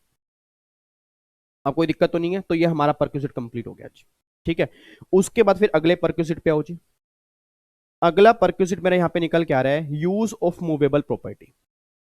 इट मींस अगर एम्प्लॉयर ने एम्प्लॉय को, प्लीज ध्यान सुना जी, अगर एम्प्लॉयर ने एम्प्लॉय को मूवेबल प्रॉपर्टी यूज करने के लिए दी है, उस केस में क्या होगा? अब आप में से ना कई सारे बच्चों के मन में डाउट आ रहा है, बच्चा ये बात कह रहा है कि यार मुझे ना ये समझ में नहीं आ रहा कि क्या एम्प्लॉयर एम्प्लॉय को मूवेबल प्रॉपर्टी यूज करने के लिए देता है। मैं एग्जांपल आपको देता हूं जी, एग्जांपल देता हूं। लेट्स टेक एन एग्जांपल, मान लो आप सब मेरे एम्प्लॉयर हो, मैं आपका एम्प्लॉय हूं। ठीक है जी, आप मेरे एम्प्लॉयर हो, मैं आपका एम्प्लॉय हूं। मैं दौड़ा दौड़ा आपके पास आया, इधर देखो ध्यान से, मैं दौड़ा दौड़ा आपके पास आया, मैंने कहा बाबूजी बाबूजी घर में बहुत दिक्कत आ गई है, प्लीज प्लीज प्लीज आप मुझे, जो आपके घर की वॉशिंग मशीन एक खाली पड़ी है, तो वॉशिंग मशीन आप प्लीज दे दोगे, क्योंकि मेरी वाइफ की तबीयत खराब है और वो मतलब कपड़े धोने में दिक्कत आती है। अब तो मैं भी हाथ से ऐसे कपड़े, ऐसे मैं भी कपड़े नहीं धो सकता, तो मेरे को तो बच्चों को पढ़ाना होता है, मैं कहाँ से ऐसे कपड़े धोऊं, बाबूजी प्लीज मेरे को वॉशिंग मशीन यूज करने के लिए दो। अब देखो दो केस होंगे जी। या तो मेरा एम्प्लॉयर बोलेगा जी, या तो मेरा एम्प्लॉयर बोलेगा कि वो वॉशिंग मशीन मेरी नहीं है, मैंने खुद कहीं से ली हुई है, या वो उसकी खुद की है। देखो ध्यान सुना जी, मतलब अगर मेरे एम्प्लॉयर ने मुझे मूवेबल प्रॉपर्टी यूज करने के लिए दी है, दो केस होंगे, या तो उसके खुद की होगी या उसने कहीं से लेकर दी होगी, या, अब प्लीज ध्यान सुनना चाहिए, आज नॉर्मली हर कंपनी में जहां पर भी एम्प्लॉय काम करने जाता है, वहां पे लैपटॉप लैपटॉप हो गया, मोबाइल हो गया, कंप्यूटर हो गया, डेस्कटॉप हो गया, नॉर्मली वहां पे मिलता है। अब सर एक बात में सोच के बोलना, आप में से कई लोगों के फादर साहब होंगे, उनके रिलेटिव होंगे, वो कंपनी में काम करते होंगे ना, वहां से मोबाइल मिला होगा ऑफिस का। अब जो मोबाइल मिला ऑफिस का, सोच के बोलना, जो मोबाइल मिला ऑफिस का, उसका यूज क्या होगा जी? मेरे बच्चे, मेरे नोनू, मेरे सोनू, मेरे बैंगनी, मेरे मेहरून कलर के बच्चे, एक बात मुझे बताओ ना, अगर मान लो एम्प्लॉयर ने एम्प्लॉय को मोबाइल फोन दिया, तो मोबाइल फोन का यूज क्या पर्सनल होगा, ऑफिशियल होगा? ऑब्वियस सी बात है, ऑफिशियल होगा। ऐसा तो नहीं है ना मेरे बाबूजी ने मुझे मोबाइल दिया कि ले मोबाइल ले ले, कहीं पर भी कॉल कर ले, और मैंने कॉल कर लिया, मैंने कहा हेलो बेबी मुझे एम्प्लॉयर से मोबाइल मिला है, अब ऐसे अब आराम, अब हमारा कोई बिल नहीं जाएगा बेबी, हम आराम से बातें कर सकते हैं। उधर से बेबी कह रही है नालायक, तूने सैलरी का चैप्टर नहीं पढ़ा क्या? तभी मैं कहती हूँ पढ़ लिया कर। हाँ इधर देखो ध्यान से, अब सुन मेरी बात, सैलरी के चैप्टर में साफ साफ लिखा हुआ है कि अगर मोबाइल और लैपटॉप या डेस्कटॉप जो भी होता है उसका नॉर्मली यूज होता है ऑफिशियल। तो ये जो आपको मोबाइल मिला ना, ये ऑफिशियल यूज के लिए। अब सोच के बोलना, जब यूज ही इसका ऑफिशियल है तो मुझे पर्सनल बेनिफिट क्या मिला? सर मेरा पूरी क्लास से क्वेश्चन है, आपको पता हो आज जो बिग फोर सीए फर्म्स होती हैं, आज जो बड़ी बड़ी एमएनसी कंपनी होती हैं, उनके जब लैपटॉप आपको मिलते हैं, उस लैपटॉप में पूरे लॉक लगे होते हैं। आप लैपटॉप में कोई पेन ड्राइव अटैच नहीं कर सकते, आप लैपटॉप में अपनी पर्सनल जीमेल नहीं खोल सकते, फेसबुक नहीं खोल सकते, कोई सोशल मीडिया अकाउंट नहीं खोल सकते। अब उनके लॉक लगे, अब सोच के बोला, जब सारा कुछ लॉक लगा है तो इट मींस क्या है, ऑफिशियल नेचर है। तो अब गवर्नमेंट कह रहे हैं विवेक, अगर एम्प्लॉयर ने एम्प्लॉय को मोबाइल, लैपटॉप, कंप्यूटर ये अगर यूज करने के लिए दिए हैं तो एम्प्लॉय के हाथ में टैक्सेबल नहीं होगा। रीजन बीइंग इसका पर्सनल बेनिफिट एम्प्लॉय को नहीं होता। बट अगर यही इसको छोड़ के कोई दूसरी मूवेबल प्रॉपर्टी दी है, for example television, AC, fridge, cooler, microwave, washing machine, furniture, अगर ये यूज करने के लिए दी है, तो वही बातें जो हमने आरएफए के अंदर की थी याद करो। अगर ये उसके खुद की होंगी तो कॉस्ट का 10%, अगर उसने कहीं से लेकर दी होंगी तो जो एक्चुअल चार्जेस होंगे वो एम्प्लॉय के हाथ में टैक्सेबल हो जाएंगे। तो मेरे बच्चे को अगर ये बात ध्यान आ रही हो, जब मैंने आरएफए की बात की थी तो आरएफए के अंदर भी मैंने कहा था कि अगर फर्निशिंग आइटम दे रहे हैं, दो केस होंगे, या तो खुद की होंगी या कहीं से लेकर दी होंगी। वही सेम बात यहाँ पे कि अगर एम्प्लॉयर ने एम्प्लॉय को मूवेबल प्रॉपर्टी दी है, हाँ अगर मूवेबल प्रॉपर्टी इनमें से कोई है, मोबाइल है, लैपटॉप है, कंप्यूटर है, डेस्कटॉप है, अगर इनमें से कोई है फिर तो टैक्सेबल कुछ भी नहीं करना। क्यों? इसका बेनिफिट क्या यूज होगा? ऑफिशियल होगा। गवर्नमेंट कह रही है इसकी नेचर ऑफिशियल है, और अगर नेचर ऑफिशियल होगी पर्सनल बेनिफिट नहीं होगा, और अगर पर्सनल बेनिफिट नहीं होगा तो एम्प्लॉय के हाथ में कुछ भी टैक्सेबिलिटी नहीं होगी। बट अगर वही दूसरी मूवेबल प्रॉपर्टी है तो दो केस होंगे नहीं। अगर वो उसके खुद की है तो फिर तो कॉस्ट का 10%, अगर वो खुद की नहीं है उस केस में फिर जो एक्चुअल चार्जेस होंगे ना वो एम्प्लॉय के हाथ में टैक्सेबल हो जाएगा। बस ये पर ध्यान दें। अब इधर सुना ध्यान से, एक बच्चे का डाउट आ गया जी। क्या नाम है आपका? प्रखर। प्रखर ना? हाँ, प्रखर का डाउट आ गया। प्रखर कह रहा है सर कई बार हमने ऐसा पढ़ा है क्लास के अंदर, हमें याद आ रहा है कि कई बार ना मूवेबल प्रॉपर्टी ना वो यूज करने के लिए नहीं, वो ट्रांसफर कर देता है। मतलब कई बार ऐसे हमने सुना है एम्प्लॉयर ने एम्प्लॉय को गाड़ी बेच दी कम प्राइस पे। अब अगर एम्प्लॉयर ने एम्प्लॉय को गाड़ी बेची कम प्राइस पर तो बेनिफिट तो एम्प्लॉय को तो भी हुआ ना। मैं कहा बिल्कुल हुआ। कहता सर मेरे पापा कह रहे हैं कि ये जो हमारे घर में एसी लगा हुआ है ना ये वाला, ये एसी उनके एम्प्लॉयर ने ही उन्हें बेचा था, और बहुत कम प्राइस पर बेचा था, क्योंकि ये एसी मार्केट में सर 25,000 रुपए का था। मेरे पापा कह रहे हैं कि हमारे एम्प्लॉयर ने हमें 15,000 का दिया था। तो जो मेरे फादर साहब को बेनिफिट मिला उस केस में क्या ट्रीटमेंट करेंगे? मैं कहा उसका ट्रीटमेंट यहां मत कर देना, क्योंकि आपके फादर को जो एसी मिला वो यूज करने के लिए नहीं मिला, आपके फादर ने एसी एम्प्लॉयर से ले लिया। मतलब एम्प्लॉयर ने मूवेबल प्रॉपर्टी ट्रांसफर कर दी, यूज करने के लिए नहीं दी। अब मेरा अगला पॉइंट ये निकल के आ रहा है कि अगर एम्प्लॉयर एम्प्लॉय को मूवेबल प्रॉपर्टी अगर ट्रांसफर कर देगा तो एम्प्लॉय के हाथ में ट्रीटमेंट क्या होगा? अगला पॉइंट वही है। अब एक बात मैंने सोच के बोलना, एक बात सोच के बोलना। मान लो मेरे एम्प्लॉयर ने 2012 में, प्लीज ध्यान सुना, 2012 में एक गाड़ी ली थी, वो गाड़ी थी 12 लाख रुपए की। हेलो, इधर देखो ध्यान से, इधर देखो। कई बच्चे तो नालायक ऐसे हैं, उनको तो कोई दुनिया से लेना देना ही नहीं है। उनके पास दो तीन क्वेश्चन है, एक तो नोट्स दे दो, एक सर नोट्स प्रोवाइड करवा दो, और एक एग्जाम पोस्टपोन कब होंगे, और दो तीन चीज और हैं। उनको जो भी चल रहा है ना उससे कोई लेना देना ही नहीं है। एक बच्चे ने तो कल कमेंट बॉक्स में इतना तक लिख डाला, कह रहे कि हमें नोट्स दे दो, हमारी जिंदगी धन्य हो जाएगी। मतलब जैसे नोट्स अगर मैं मान लो आज दे दूंगा आपको, बस नोट्स लेके बैठ जाओ पढ़ते उसको। नोट्स लेके ना कई बच्चे कह रहे हैं बस नोट्स लेके बैठ जाएंगे, नोट्स देखने में इतने बढ़िया लग रहे हैं, चाहे पढ़ेंगे नहीं। हाय, वाओ, कितना बड़ी हैंड राइटिंग है, बस यही करते रहना। और नालायक को कम से कम पढ़ तो लो। कई बच्चे इस चक्कर में नहीं पढ़ रहे, एग्जाम पोस्टपोन होने ही है। कई बच्चे इस चक्कर में नहीं पढ़े, सिचुएशन नहीं है। देखो फैमिली में सिचुएशन नहीं है, हालात बद से बदतर होते जा रहे हैं, डे बाय डे बिगड़ रहे हैं, बट कम से कम हम थोड़ी पॉजिटिविटी तो बढ़ा सकते हैं ना।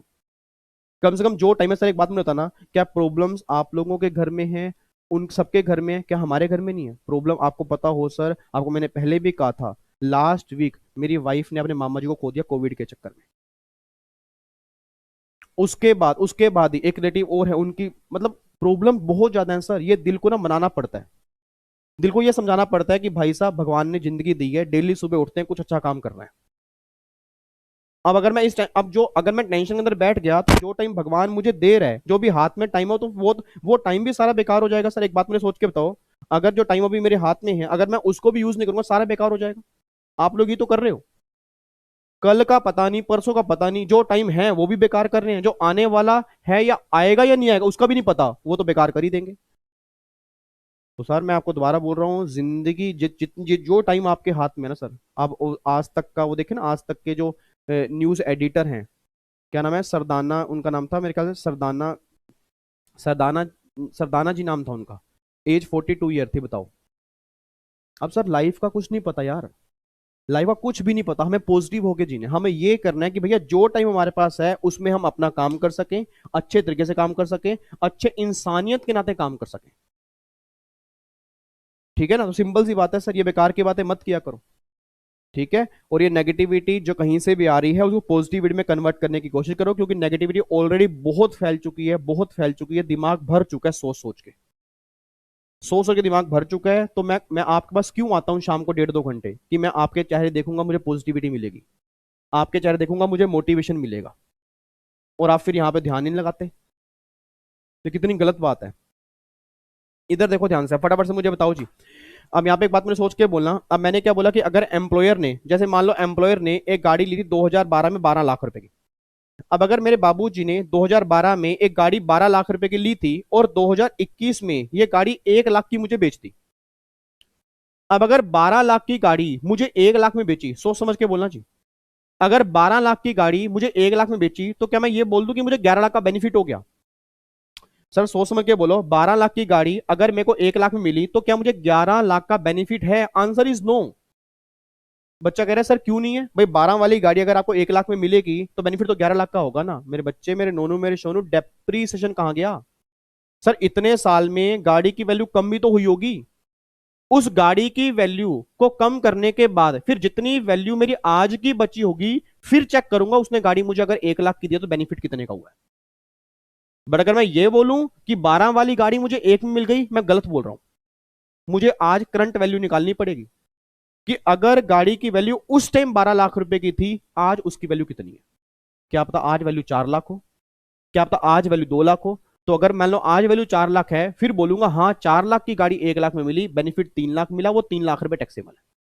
अगर वैल्यू आज की 2 लाख है, हाँ 2 लाख वाली 1 लाख में मिली, 1 लाख बेनिफिट है, फिर वो टैक्सेबल है। एक बच्चा कहता है सर फिर अगर आज की वैल्यू पे अगर लेके आना पड़ेगा तो फिर तो डेप्रीसिएशन माइनस करना पड़ेगा ना। बिल्कुल करना पड़ेगा। तो डेप्रीसिएशन के रेट क्या होंगे और मेथड कौन सा होगा, अगला पॉइंट मेरा वही है। और ये बात हमने क्लास में की थी। एक बार देखो अगला पॉइंट क्या निकल के आ रहा है। देखो ये ट्रांसफर ऑफ मूवेबल प्रॉपर्टी। अगर आपने मूवेबल प्रॉपर्टी ट्रांसफर किया उस केस में क्या होगा? अगर एम्प्लॉयर एम्प्लॉय को मूवेबल प्रॉपर्टी ट्रांसफर कर रहा है, 3 केस होंगे जी। या तो ट्रांसफर किए होंगे कंप्यूटर और लैपटॉप, या गाड़ी ट्रांसफर की होगी, या दूसरी एसेट। दूसरी मींस एसी हो गया, टीवी हो गया, फ्रिज हो गया, माइक्रोवेव होगा, कूलर हो गया, वो सब आपके अदर एसेट में चली गई। अब अगर कंप्यूटर और लैपटॉप है तो टैक्सेबल अमाउंट कैसे निकलेगा? गवर्नमेंट कह रही है depreciation 50% on WDV method that is completed year.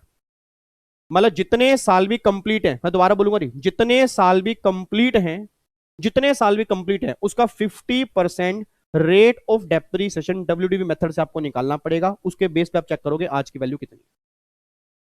और अगर गाड़ी की बात करूंगा, depreciation at the rate 20% on WDV method complete year. मतलब जितने साल भी कंप्लीट होंगे 2012 से लेकर 2021 तक जितने साल कंप्लीट बन रहे हैं, हर कंप्लीट ईयर के लिए 20% रेट ऑफ डेप्रीसिएशन है, WDV मेथड है। बट अगर कोई एनी अदर एसेट है तो डेप्रीसिएशन मिलेगा SLM से। SLM और कंप्लीट ईयर मतलब यहां पे लगेगा SLM। मान लो टीवी है, माइक्रोवेव है, कूलर है, फ्रिज है, फर्नीचर है, उस केस में 10% रेट है और SLM मेथड से कैलकुलेशन करनी है, WDV से नहीं करनी। ठीक है। अब इसका प्रैक्टिकल क्वेश्चन कैसे बनेगा जी? कल जब मैं MCQs दूंगा उसमें 2 क्वेश्चन इसके होंगे और देखता हूं आपने क्या सोल्व किए होंगे। ठीक है। तो पहली बात तो ये समझ लेना चाहिए, अगर मैं कंप्यूटर लैपटॉप की बात करूंगा तो डेप्रीशिएशन 50% होगा, WDV मेथड से होगा, कंप्लीटर का होगा। अगर मैं गाड़ी की बात करूंगा 20% होगा, कंप्लीटर होगा, WDV होगा। अगर मैं एनी अदर एसेट की बात करूंगा तो 10% होगा, SLM होगा और कंप्लीटर होगा।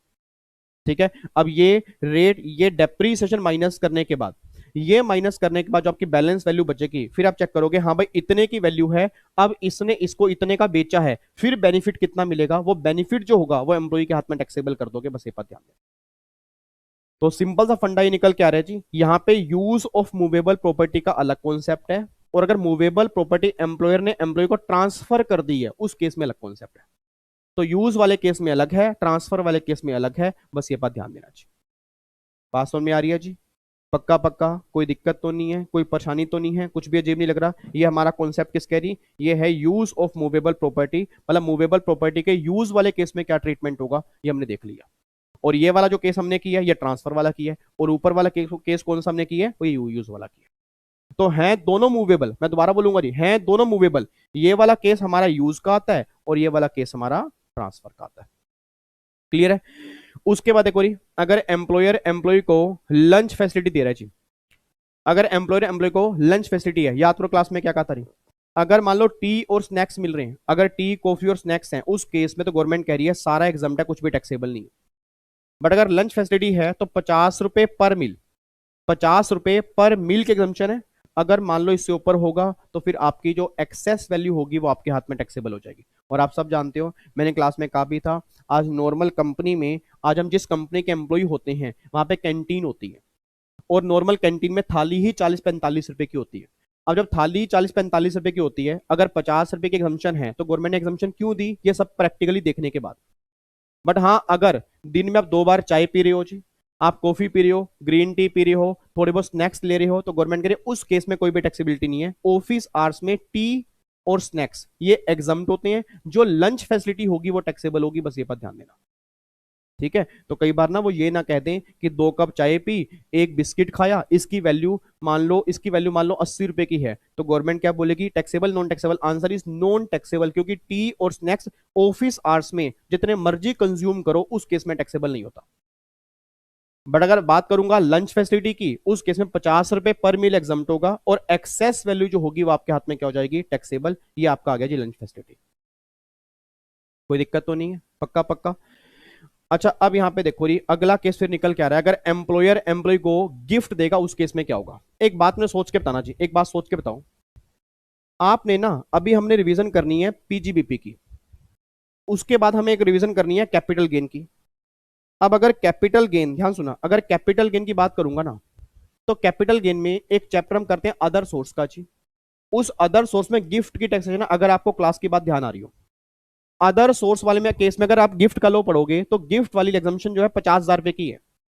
बट अगर पीजीपी की बात करूंगा, पीजीपी के चैप्टर में गिफ्ट का लो एग्जाम नहीं होता, जितना भी गिफ्ट होगा वो सारी वैल्यू टैक्सेबल होगी, उसमें कोई एग्जाम्पशन नहीं है। मतलब पीजीपी वाले केस में गिफ्ट में कोई भी लिमिट नहीं है, अदर सोर्स वाले केस में गिफ्ट की 50,000 रुपए की लिमिट है, सैलरी वाले केस में गिफ्ट की कितनी लिमिट है वो डिपेंड करता है गिफ्ट किस फॉर्म में है। मैं दोबारा बोलूंगा, सैलरी हेड में अगर एम्प्लॉयर एम्प्लॉय को गिफ्ट दे रहा है, सर एक बात सोच के बोलना, आज दिवाली पर, आज कई सारे फेस्टिवल होते हैं, एम्प्लॉयर एम्प्लॉय को गिफ्ट देता है। अब अगर एम्प्लॉयर एम्प्लॉय को गिफ्ट देता है तो एम्प्लॉय को बेनिफिट तो मिलता है ना। अब सोच के बोलना, अगर मान लो आप मेरे बाबूजी हो, आपने मुझे फॉर एग्जांपल एक मोबाइल गिफ्ट किया, आपने मुझे 2 शर्ट गिफ्ट की, 2 ट्राउजर गिफ्ट की, मुझे बेनिफिट तो मिला ना। तो अगर एम्प्लॉयर एम्प्लॉय को गिफ्ट देगा तो उस केस में एम्प्लॉय के हाथ में ट्रीटमेंट क्या होगा, गवर्नमेंट के लिए हम बताने जा रहे हैं। अब अगर ये गिफ्ट मॉनिटरी फॉर्म में है, अगर ये गिफ्ट आपका मनी फॉर्म में है, उस केस में तो फुली टैक्सेबल है विदाउट एनी एग्जम्पशन लिमिट। मैं दोबारा बोलूंगा जी, कई नालायक बच्चे ऐसे होंगे, वो 5,000 रुपए की लिमिट लेके बैठे होंगे, यस 5,000 की लिमिट है, बट वो मनी वाले केस में नहीं है, नॉन मनी वाले केस में। इट मीन मेरी फैमिली का सिंगल सिंगल बच्चा, ये बात ध्यान दे, अगर एम्प्लॉयर ने एम्प्लॉय को गिफ्ट दिया और वो गिफ्ट मनी फॉर्म में है, अगर एम्प्लॉयर ने एम्प्लॉय को गिफ्ट दिया, वो गिफ्ट आपका मनी फॉर्म में है, उस केस में गवर्नमेंट कह रही है सारी वैल्यू टैक्सेबल करोगे, सिंगल वैल्यू भी एग्जाम्प्ट नहीं होगी, बस ये बात ध्यान देना। और अगर वही गिफ्ट नॉन मनी फॉर्म में है, अगर वही गिफ्ट नॉन मनी फॉर्म में है, उस केस मेरी 5,000 तक तो, यहां पे 5,000 आएगा, 5,000 तक तो एग्जाम्प्ट है, और 5,000 से ऊपर वाली जो एक्सेस वैल्यू होगी वो टैक्सेबल होगी, बस ये बात ध्यान दो। तो मैं दोबारा बोलूंगा, अगर गिफ्ट आपका नॉन मनी फॉर्म में है 5,000 एग्जाम्प्ट है, 5,000 अगर ऊपर है तो सारी वैल्यू नहीं, एक्सेस वैल्यू टैक्सेबल है। बट अगर मनी फॉर्म में होगा तो फुली टैक्सेबल होगा, उस केस में कोई भी एग्जाम्पशन नहीं मिलेगी, ये बात ध्यान देना। तो आप में से कई नालायक बच्चे ऐसे हैं जो दोनों ही केस में 5,000 रुपए की लिमिट लेके बैठते हैं, जो बिल्कुल गलत करते हैं जी। मैं लास्ट टाइम बोलूंगा, मनी वाले केस में कोई लिमिट नहीं है, फुली टैक्सेबल करोगे। नॉन मनी वाले केस में 5,000 तक एग्जाम्प्ट है, 5,000 से ऊपर जाते ही जो 5,000 से ऊपर एक्सेस वैल्यू होगी ना, वो वैल्यू जो होगी वो एम्प्लॉय के हाथ में टैक्सेबल बन जाएगी। ठीक है, ये बातें होती हैं गिफ्ट की जी। ठीक है, उसके बाद देखो जी, फिर उसके बाद फिर आपका यहां पे मोटर कार वाली फैसिलिटी है। अब मोटर कार फैसिलिटी पर आने से पहले ना, मोटर कार फैसिलिटी पर आने से पहले इसको समझेंगे थोड़ा सा बाद में, क्योंकि इसमें थोड़ा टाइम लगेगा। छोटे छोटे बेनिफिट्स और हैं, वो देख लेते हैं जी, छोटे छोटे बेनिफिट और हैं। अब देखो जी, अगर एजुकेशन फैसिलिटी है, अगर एजुकेशन फैसिलिटी है, देखो ये क्या लिखा हुआ है, अगर एजुकेशन फैसिलिटी है फॉर एम्प्लॉय, उसके लिए तो फुली एग्जाम्प्ट है।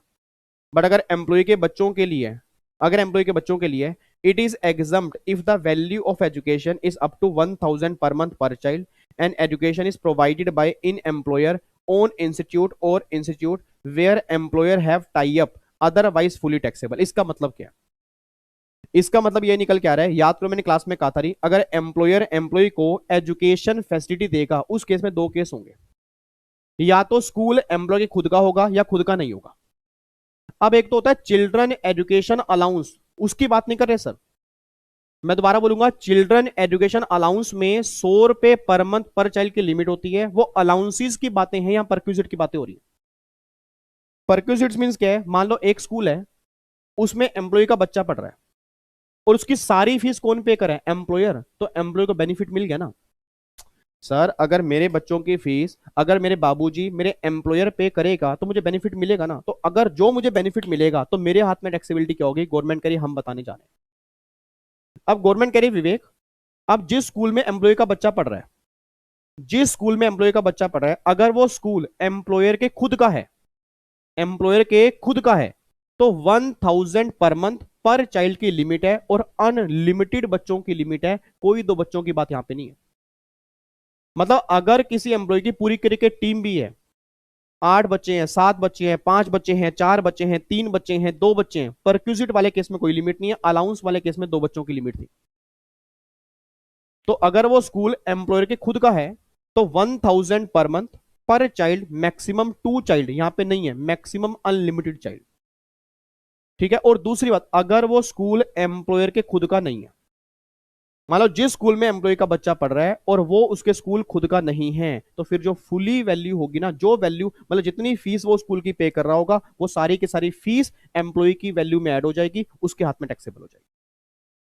तो मेरी पूरी फैमिली ये बात ध्यान दे जी, दोनों को बाइफरकेट करके चलना, एक तो होता है चिल्ड्रन एजुकेशन अलाउंस, एक होता है चिल्ड्रन एजुकेशन फैसिलिटी। अगर मैं अलाउंस की बात करूंगा, 100 रुपए पर month per child, maximum 2 child, और 2 चाइल्ड कौन से होंगे, जो मोर बेनिफिशियल टू एम्प्लॉय होंगे। और अगर मैं चिल्ड्रन एजुकेशन फैसिलिटी की बात करूंगा, तो फिर गवर्नमेंट कह रही है अगर वो स्कूल खुद का है फिर तो 1000 रुपए की लिमिट है, अगर वो स्कूल खुद का नहीं है फिर कोई भी लिमिट नहीं, और अगर वो खुद का है तो क्या होगा, 1000 रुपए पर मंथ पर चाइल्ड, और कोई बच्चों की यहाँ पे लिमिट नहीं है। अलाउंसेस वाले केस में 2 बच्चों की लिमिट थी, परक्यूजिट वाले केस में नहीं है।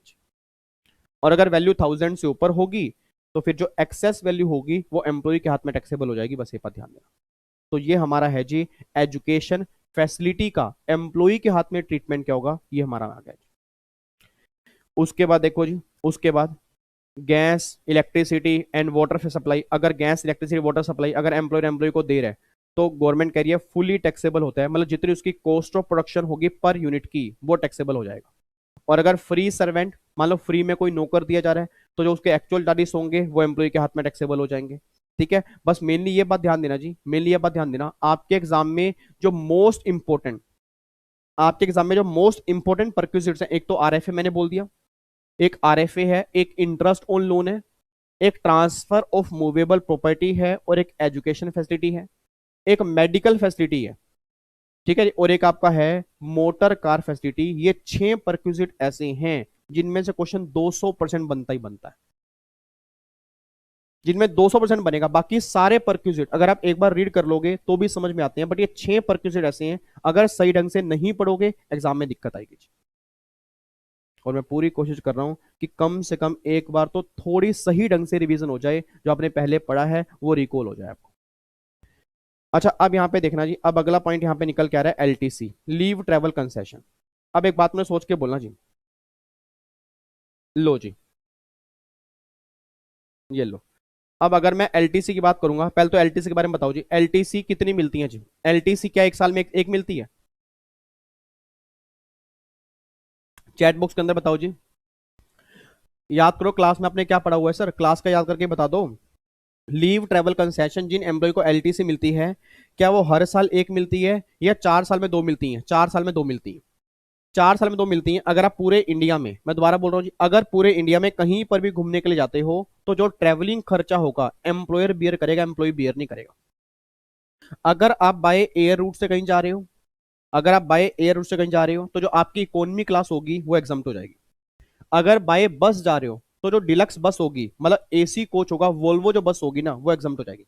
और अगर ट्रेन से जा रहे हो तो जो फर्स्ट क्लास ट्रेन की टिकट होगी वो एग्जम्प्ट हो जाएगी। और जहां पर भी आपने जाना है उसका सारा ट्रेवलिंग खर्चा एम्प्लॉयर बियर करेगा और आपके हाथ में कुछ भी टैक्सेबिलिटी नहीं होगी। एक बच्चा कहता है सर जैसे आपने बोला 4 साल में ना 2 एलटीसी मिलती हैं, तो मेरे पापा को भी ना एलटीसी मिली हुई है। अगर आप में से किसी के फादर अगर गवर्नमेंट जॉब में होंगे, उनको एलटीसी के बारे में ज्यादा पता होगा।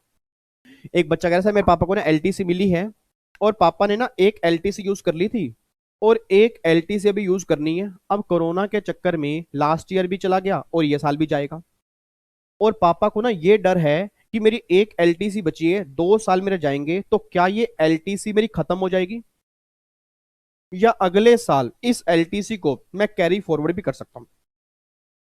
मतलब एम्प्लॉय का डाउट ये आ रहा है कि अगर मान लो मेरे एम्प्लॉयर ने 4 साल में 2 एलटीसी दी, अगर मैंने कोई भी एलटीसी नहीं ली, या एक एलटीसी मैंने ली है, तो क्या वो अगले साल कैरी फॉरवर्ड होती हैं? गवर्नमेंट कहती है यस होती हैं, बट सारी नहीं, ओनली एक एलटीसी। मतलब अगर दोनों पड़ी हैं, एक आगे जाएगी एक बेकार हो जाएगी, और अगर पड़ी ही एक है तो एक LTC can be carry forward for next year, बस ये बात ध्यान दें। और दूसरी बात, एक बच्चा कहता है सर मेरे पापा कहते हैं हमें ना एलटीसी नहीं लेनी चाहिए, और हम कहीं घूमने जाना नहीं चाहते, फैमिली में प्रॉब्लम चल रही है, कोरोना के चक्कर में, मतलब कोविड के चक्कर में इतना पैसा है नहीं, तो भैया ऐसा करो जो हमारे एलटीसी का बेनिफिट है उसका जो भी कैश बनता है ना वो हमें पे कर दो। भाई अगर मान लो मुझे दिल्ली से जम्मू जाना है, तो जम्मू जाने की जो भी फ्लाइट होगी, खर्चा होगा आने जाने का, तो वो मुझे ना इन कैश कर दो, क्योंकि मेरे घर में पैसों की दिक्कत है, मैं नहीं चाहता हम घूमने जाएं, अब इसको इन कैश कर दो। तो अब गवर्नमेंट ये बात कहती है कि अगर किसी एम्प्लॉय ने एलटीसी को इन कैश करवा लिया, मैं दोबारा बोलूंगा जी, अगर किसी एम्प्लॉय ने एलटीसी को इन कैश करवा लिया, तो एलटीसी जो होगी ना एम्प्लॉय के हाथ में फुली टैक्सेबल होगी इन कैश करवाने के बाद, ये ध्यान। मतलब अगर मैंने इन कैश नहीं कराया तो एग्जम्पशन तब तक है जहां एलटीसी मैंने इन कैश करवा ली है, that is fully taxable in hands of employ, बस ये बात ध्यान दो। तो देखो यहाँ पे क्या लिखा हुआ है। पहली बात, 4 साल में 2 एलटीसी आपको मिलेंगी। अगर आप नहीं लेते तो एक एलटीसी जो होगी वो कैरी फॉरवर्ड हो जाएगी अगले ब्लॉक के लिए। अगर बाय एयर जा रहे हो इकोनॉमी क्लास एग्जाम्प्ट है, बाय रेल जा रहे हो फर्स्ट क्लास एग्जाम्प्ट है, बाय बस जा रहे हो डिलक्स क्लास एग्जाम्प्ट है, ये बात ध्यान देना। उसके बाद अगर एलटीसी इज इन कैश, अगर इन कैश करवा लेते हो तो without performing the journey then 100% amount receive by employ would be taxable, मतलब पूरा का पूरा अमाउंट क्या जाएगा, टैक्सेबल। उसके बाद एलटीसी में अगर मान लो कोई भी परिवार है, अब उसमें मान लो उस परिवार के 4 बच्चे हैं, तो क्या वो चारों के चारों बच्चे अलाउड हैं? गवर्नमेंट कहती है वो देखना पड़ेगा उनका बर्थ कहाँ है, उनका बर्थ कहाँ है। The exemption limit shall not be available to more than 2 children, 2 बच्चों से ऊपर की एग्जम्पशन नहीं है। कब? Of an individual after 10th October 1998, this restriction shall not apply in case of children born before 1st October, यहाँ पे ना 1st अक्टूबर आएगा, 10 अक्टूबर नहीं 1st October, 1st October 1998, and also in case of multiple birth after 1 child. इसका मतलब क्या है? याद करो मैंने क्लास के अंदर आपको बताया था कि अगर किसी की डेट ऑफ बर्थ 1st अक्टूबर 98 से पहले, एक बात सोच के बोलना जी, आप में से, मेरे सामने फैमिली के जो बच्चे बैठे हैं, आप में से कितने सारे बच्चे ऐसे हैं जो 1 अक्टूबर 1998 के बाद पैदा हुए? एक बार हाथ खड़ा करो। आप में से कितने सारे बच्चे ऐसे हैं जो 1 अक्टूबर 1998 के बाद पैदा हुए हैं? ऑलमोस्ट मेरे ख्याल से 80 से 90% बच्चा ऐसा होगा मेरे ख्याल सर। अब मुझे नहीं पता, कई बच्चे क्या पता बड़े बड़े हों, तो अगर 1998 के बाद बर्थ है, तो मतलब यही तो हो गया कि आपकी एज जो होगी अभी 20-21 साल, मेरे ख्याल से 20-21 साल से तो कम ही होगी ना, 18-19 साल के आप होंगे मेरे ख्याल से। अब मुझे नहीं पता एज कितनी है, बट मैं सिंपल सी बात कर रहा हूँ, अगर 1 अक्टूबर 98 के बाद बर्थ है तो 2 बच्चों की लिमिट है। बट अगर 1 अक्टूबर 98 से पहले का बर्थ है, जितने मर्जी बच्चे हों वो सारे अलाउड होंगे। बच्चा कहता है सर मेरे 3 भाई बहन जो हैं वो 98 से पहले के हैं, और 2 भाई बहन 98 के बाद के, तो क्या होगा, पांचों के पांचों बच्चे अलाउड होंगे। सर अगर एक पहले का है और 2 बाद में है तो भी 3 अलाउड होंगे। अगर 2 पहले का एक बाद में है तो भी आपको 3 अलाउड होंगे। क्यों? हाँ बट ध्यान रखना, अगर एक पहले का है और 3 बाद में है, तो फिर 1 और 3 में से 2, ये टोटल 3 ही अलाउड होंगे। क्योंकि अगर 98 के बाद 3 बच्चे हैं तो रिस्ट्रिक्शन 2 के लिए है, मतलब एग्जाम्पशन 2 की मिलेगी, जो एक बच्चा होगा उसकी एग्जाम्पशन नहीं मिलेगी। ठीक है, बट एक बात और ध्यान देना जी, कई कई बार ऐसा होता है कि पहले एक बच्चा हो गया और फिर मल्टीपल बर्थ हुए। पहले एक बच्चा हुआ, फिर मान लो ट्विंस हो गए, उस केस में क्या करेंगे? तो गवर्नमेंट कह रही है उस केस में ना इस ट्विंस को आप एक ही बच्चा मानना, एग्जम्पशन जो है तीनों बच्चों की आपको मिल जाएगी। बट हाँ अगर पहले ट्विंस हो गए जी, अगर पहले ट्विंस हो गए फिर बाद में एक बच्चा हुआ, तो एग्जम्पशन सिर्फ ट्विंस वालों की मिलेगी, बाद वाले की नहीं मिलेगी, ये बात ध्यान देना। मतलब देखो गवर्नमेंट ने क्या लिखा है, अगर अगर वो कह रहे हैं multiple birth after one child, मतलब एक बच्चे के बाद अगर मल्टीपल बर्थ हो रहे हैं तो मल्टीपल बर्थ को एक बच्चा मानोगे, और अगर पहले मल्टीपल बर्थ हो रहे हैं फिर बाद में एक बर्थ है, तो जो मल्टीपल बर्थ में कवर होंगे एग्जाम्शन उन्हीं की मिलेगी, बस ये बात ध्यान देना। ठीक है, तो मुझे फटाफट से बोल दो जी, जल्दी बोलो फटाफट से। एलटीसी चैट बॉक्स में लिखो जी, एलटीसी कितनी मिलती है, जल्दी बोलो। एलटीसी कितनी मिलती है? 4 साल में 2 एलटीसी। क्या दोनों लेना कंपलसरी है? सोच के बोला, क्या दोनों लेना कंपलसरी है? Answer is no. अच्छा, अगर मान लो कोई एलटीसी में नहीं ले पाता या दोनों ही नहीं ले पाता तो क्या वो अगले साल कैरी फॉरवर्ड होंगी? आंसर इज यस होंगी। सारी होंगी या एक होगी? एक एलटीसी होगी। अगर मैं बाय रेल जा रहा हूं तो कौन सी class? First class. By air जा रहा हूं तो इकोनॉमी क्लास। और अगर बाय मैं आपका जा रहा हूं जी, बाय रेल हो गई, बाय एयर हो गई, और फिर हमारा एक और था बाय बस जा रहा हूं तो वोल्वो क्लास है, बाय रेल जा रहा हूं तो फर्स्ट क्लास है, और बाय एयर जा रहा हूं तो इकोनॉमी क्लास है। और अगर 1 अक्टूबर 98 से पहले का बर्थ है, जितने मर्जी बच्चे हों कोई फर्क नहीं पड़ता, अगर 1 अक्टूबर 98 के बाद का बर्थ है तो मैक्सिमम लिमिट जो होगी वो 2 बच्चों की होगी, बस ये बात ध्यान देना। तो ये सारी बातें आपकी एलटीसी वाले पॉइंट में ये निकल के आ रही हैं जी। कोई दिक्कत, कोई परेशानी, कुछ भी अजीब लग रहा हो? कोई दिक्कत तो नहीं है? उसके बाद एक बार क्लब मेंबरशिप हो गया और क्रेडिट कार्ड एक्सपेंडिचर हो गया। अब क्लब मेंबरशिप फीस मीन, अगर ऑब्वियस ही बात है, अगर इसको ऑफिशियल पर्पस के लिए यूज कर रहे हो फिर तो मुझे बेनिफिट मिला ही नहीं है, टैक्सेबल है नील। और अगर पर्सनल पर्पस के लिए यूज कर रहे हो तो फिर एक्चुअल एक्सपेंडिचर होंगे वो एम्प्लॉयर जो पे करेगा वो एम्प्लॉय के हाथ में टैक्सेबल हो जाएंगे। तो सिंपल सी बात ये निकल के आ रही है कि अगर क्लब मेंबरशिप या क्रेडिट कार्ड अगर आप बिजनेस के लिए यूज कर रहे हो तो फिर तो कुछ भी टैक्सेबिलिटी नहीं होगी, अगर पर्सनल यूज कर रहे हो फिर गवर्नमेंट के लिए टैक्सेबल होगा, बस ये बात ध्यान देना। तो ये बिल्कुल सिंपल है सर, एग्जाम में आने के चांसेस भी नहीं है इसके इतने। अब यहां पे देखना चाहिए, अब ये है सबसे मेन आपका मेडिकल फैसिलिटी। पहले इसके बाद देखते हैं इसके बाद क्या बचा है। इसके बाद हमारा बचा है सुपर एनुएशन फंड, वो तो खत्म ही हो चुका है। सुपर एनुएशन फंड तो अब मैंने कल बताया था ना आपको 7.5 लाख की लिमिट के अंदर आ चुका है।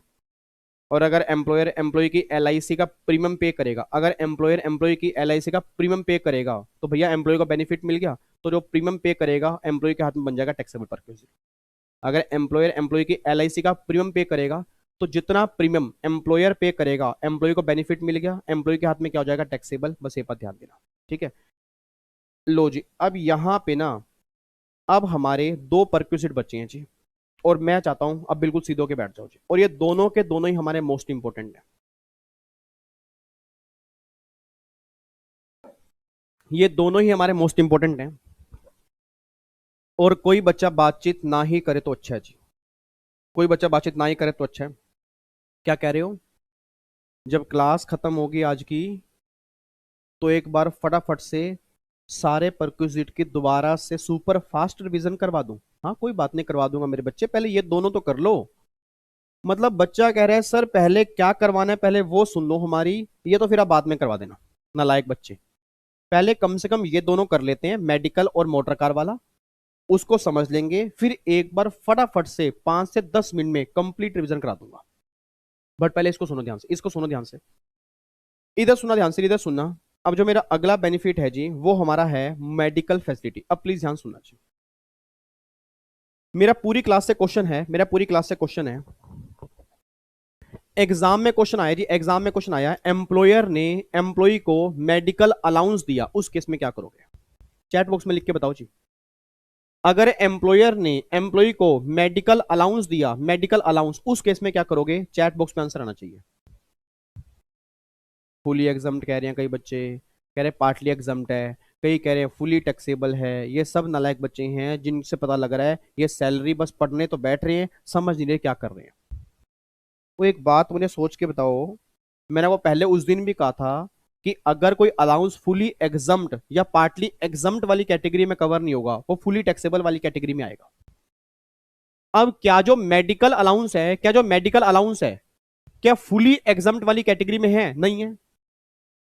जो पार्टली एग्जाम्ड है 1013 और 1014 के उसमें कवर है? आंसर इज नहीं है। तो अगर उन दोनों में कहीं पर भी कवर नहीं है तो फुली टैक्सेबल होगा ना, इतना टाइम क्यों लगा रहे हो? मतलब कई बच्चे तो सोच विचार में ऐसे पड़ गए, कह रहे हाय राम ये भैया मेडिकल अलाउंस कौन सा हो गया। मैंने पहले भी कहा था अगर कोई अलाउंस आपको नया दिखता है और वो फुली एग्जाम्ड और पार्टली में कवर नहीं होता दैट इज फुली टैक्सेबल, बस ये बात ध्यान देना। अब मेडिकल अलाउंस तो फुली टैक्सेबल है, बट गवर्नमेंट कह रही है मेडिकल फैसिलिटी में ऐसा नहीं होगा। इट मींस अगर एम्प्लॉयर ने एम्प्लॉई को मेडिकल फैसिलिटी दी है, उस केस में ट्रीटमेंट क्या होगा वो देखने जा रहे हैं। सबसे पहले गवर्नमेंट कहती है आप ये चेक करो उस एम्प्लॉय का जो ट्रीटमेंट है, उस एम्प्लॉय का जो इलाज है वो इंडिया में हो रहा है या इंडिया से बाहर हो रहा है। क्योंकि अगर उसका इलाज इंडिया में होगा फिर केस अलग होगा, अगर इंडिया से बाहर इलाज होगा फिर केस अलग होगा। अब देखो जी, अगर इलाज इंडिया में हो रहा है और हॉस्पिटल स्पेसिफाइड है, मतलब इनमें से किसी भी हॉस्पिटल में अगर एम्प्लॉई या उसकी फैमिली का इलाज होगा तो कुछ भी टैक्सेबिलिटी नहीं होगी एम्प्लॉई के हाथ में। मैं दोबारा बोलूंगा जी, अब जो हॉस्पिटल नीचे देने जा रहा हूं, अगर उनमें से किसी भी हॉस्पिटल में एम्प्लॉई या उसकी फैमिली का अगर इलाज होगा तो एम्प्लॉई के हाथ में कुछ भी टैक्सेबिलिटी नहीं होगी। अब ऐसे कौन कौन से हॉस्पिटल हैं? सबसे पहला, ऐसे हॉस्पिटल जो एम्प्लॉयर के खुद के हों, सेकंड जी जो गवर्नमेंट के हों, तीसरा जो लोकल अथॉरिटी के हों, चौथा जो गवर्नमेंट अप्रूव हो, या पांचवा जो अप्रूव हो स्पेसिफाइड डिसीज के लिए और इलाज भी स्पेसिफाइड डिसीज का हो रहा हो। मतलब आपको पता हो आर बॉम्बे में एक हॉस्पिटल है टाटा मेमोरियल हॉस्पिटल। अब जो मुंबई में हॉस्पिटल है टाटा मेमोरियल हॉस्पिटल, वो वेरियस काइंड्स ऑफ कैंसर की रिसर्च करता है। अब अगर उस हॉस्पिटल में किसी कैंसर पेशेंट का इलाज होगा तो गवर्नमेंट कह रही फुली एग्जम्प्ट है, क्योंकि वो हॉस्पिटल स्पेसिफाइड बीमारी के लिए है और इलाज भी स्पेसिफाइड बीमारी का हो रहा है, उस केस में एग्जम्पशन है। तो मेरी पूरी फैमिली फटाफट से बोल दे रही, मेरी पूरी फैमिली बोल दे एम्प्लॉयर एम्प्लॉय को मेडिकल अलाउंस देगा जी। अगर अलाउंस देगा तो क्वेश्चन में क्या करके आओगे? Fully taxable. और अगर वही मेडिकल फैसिलिटी की बात होगी तो गवर्नमेंट ने बोला चेक करो इंडिया में है या इंडिया से बाहर है।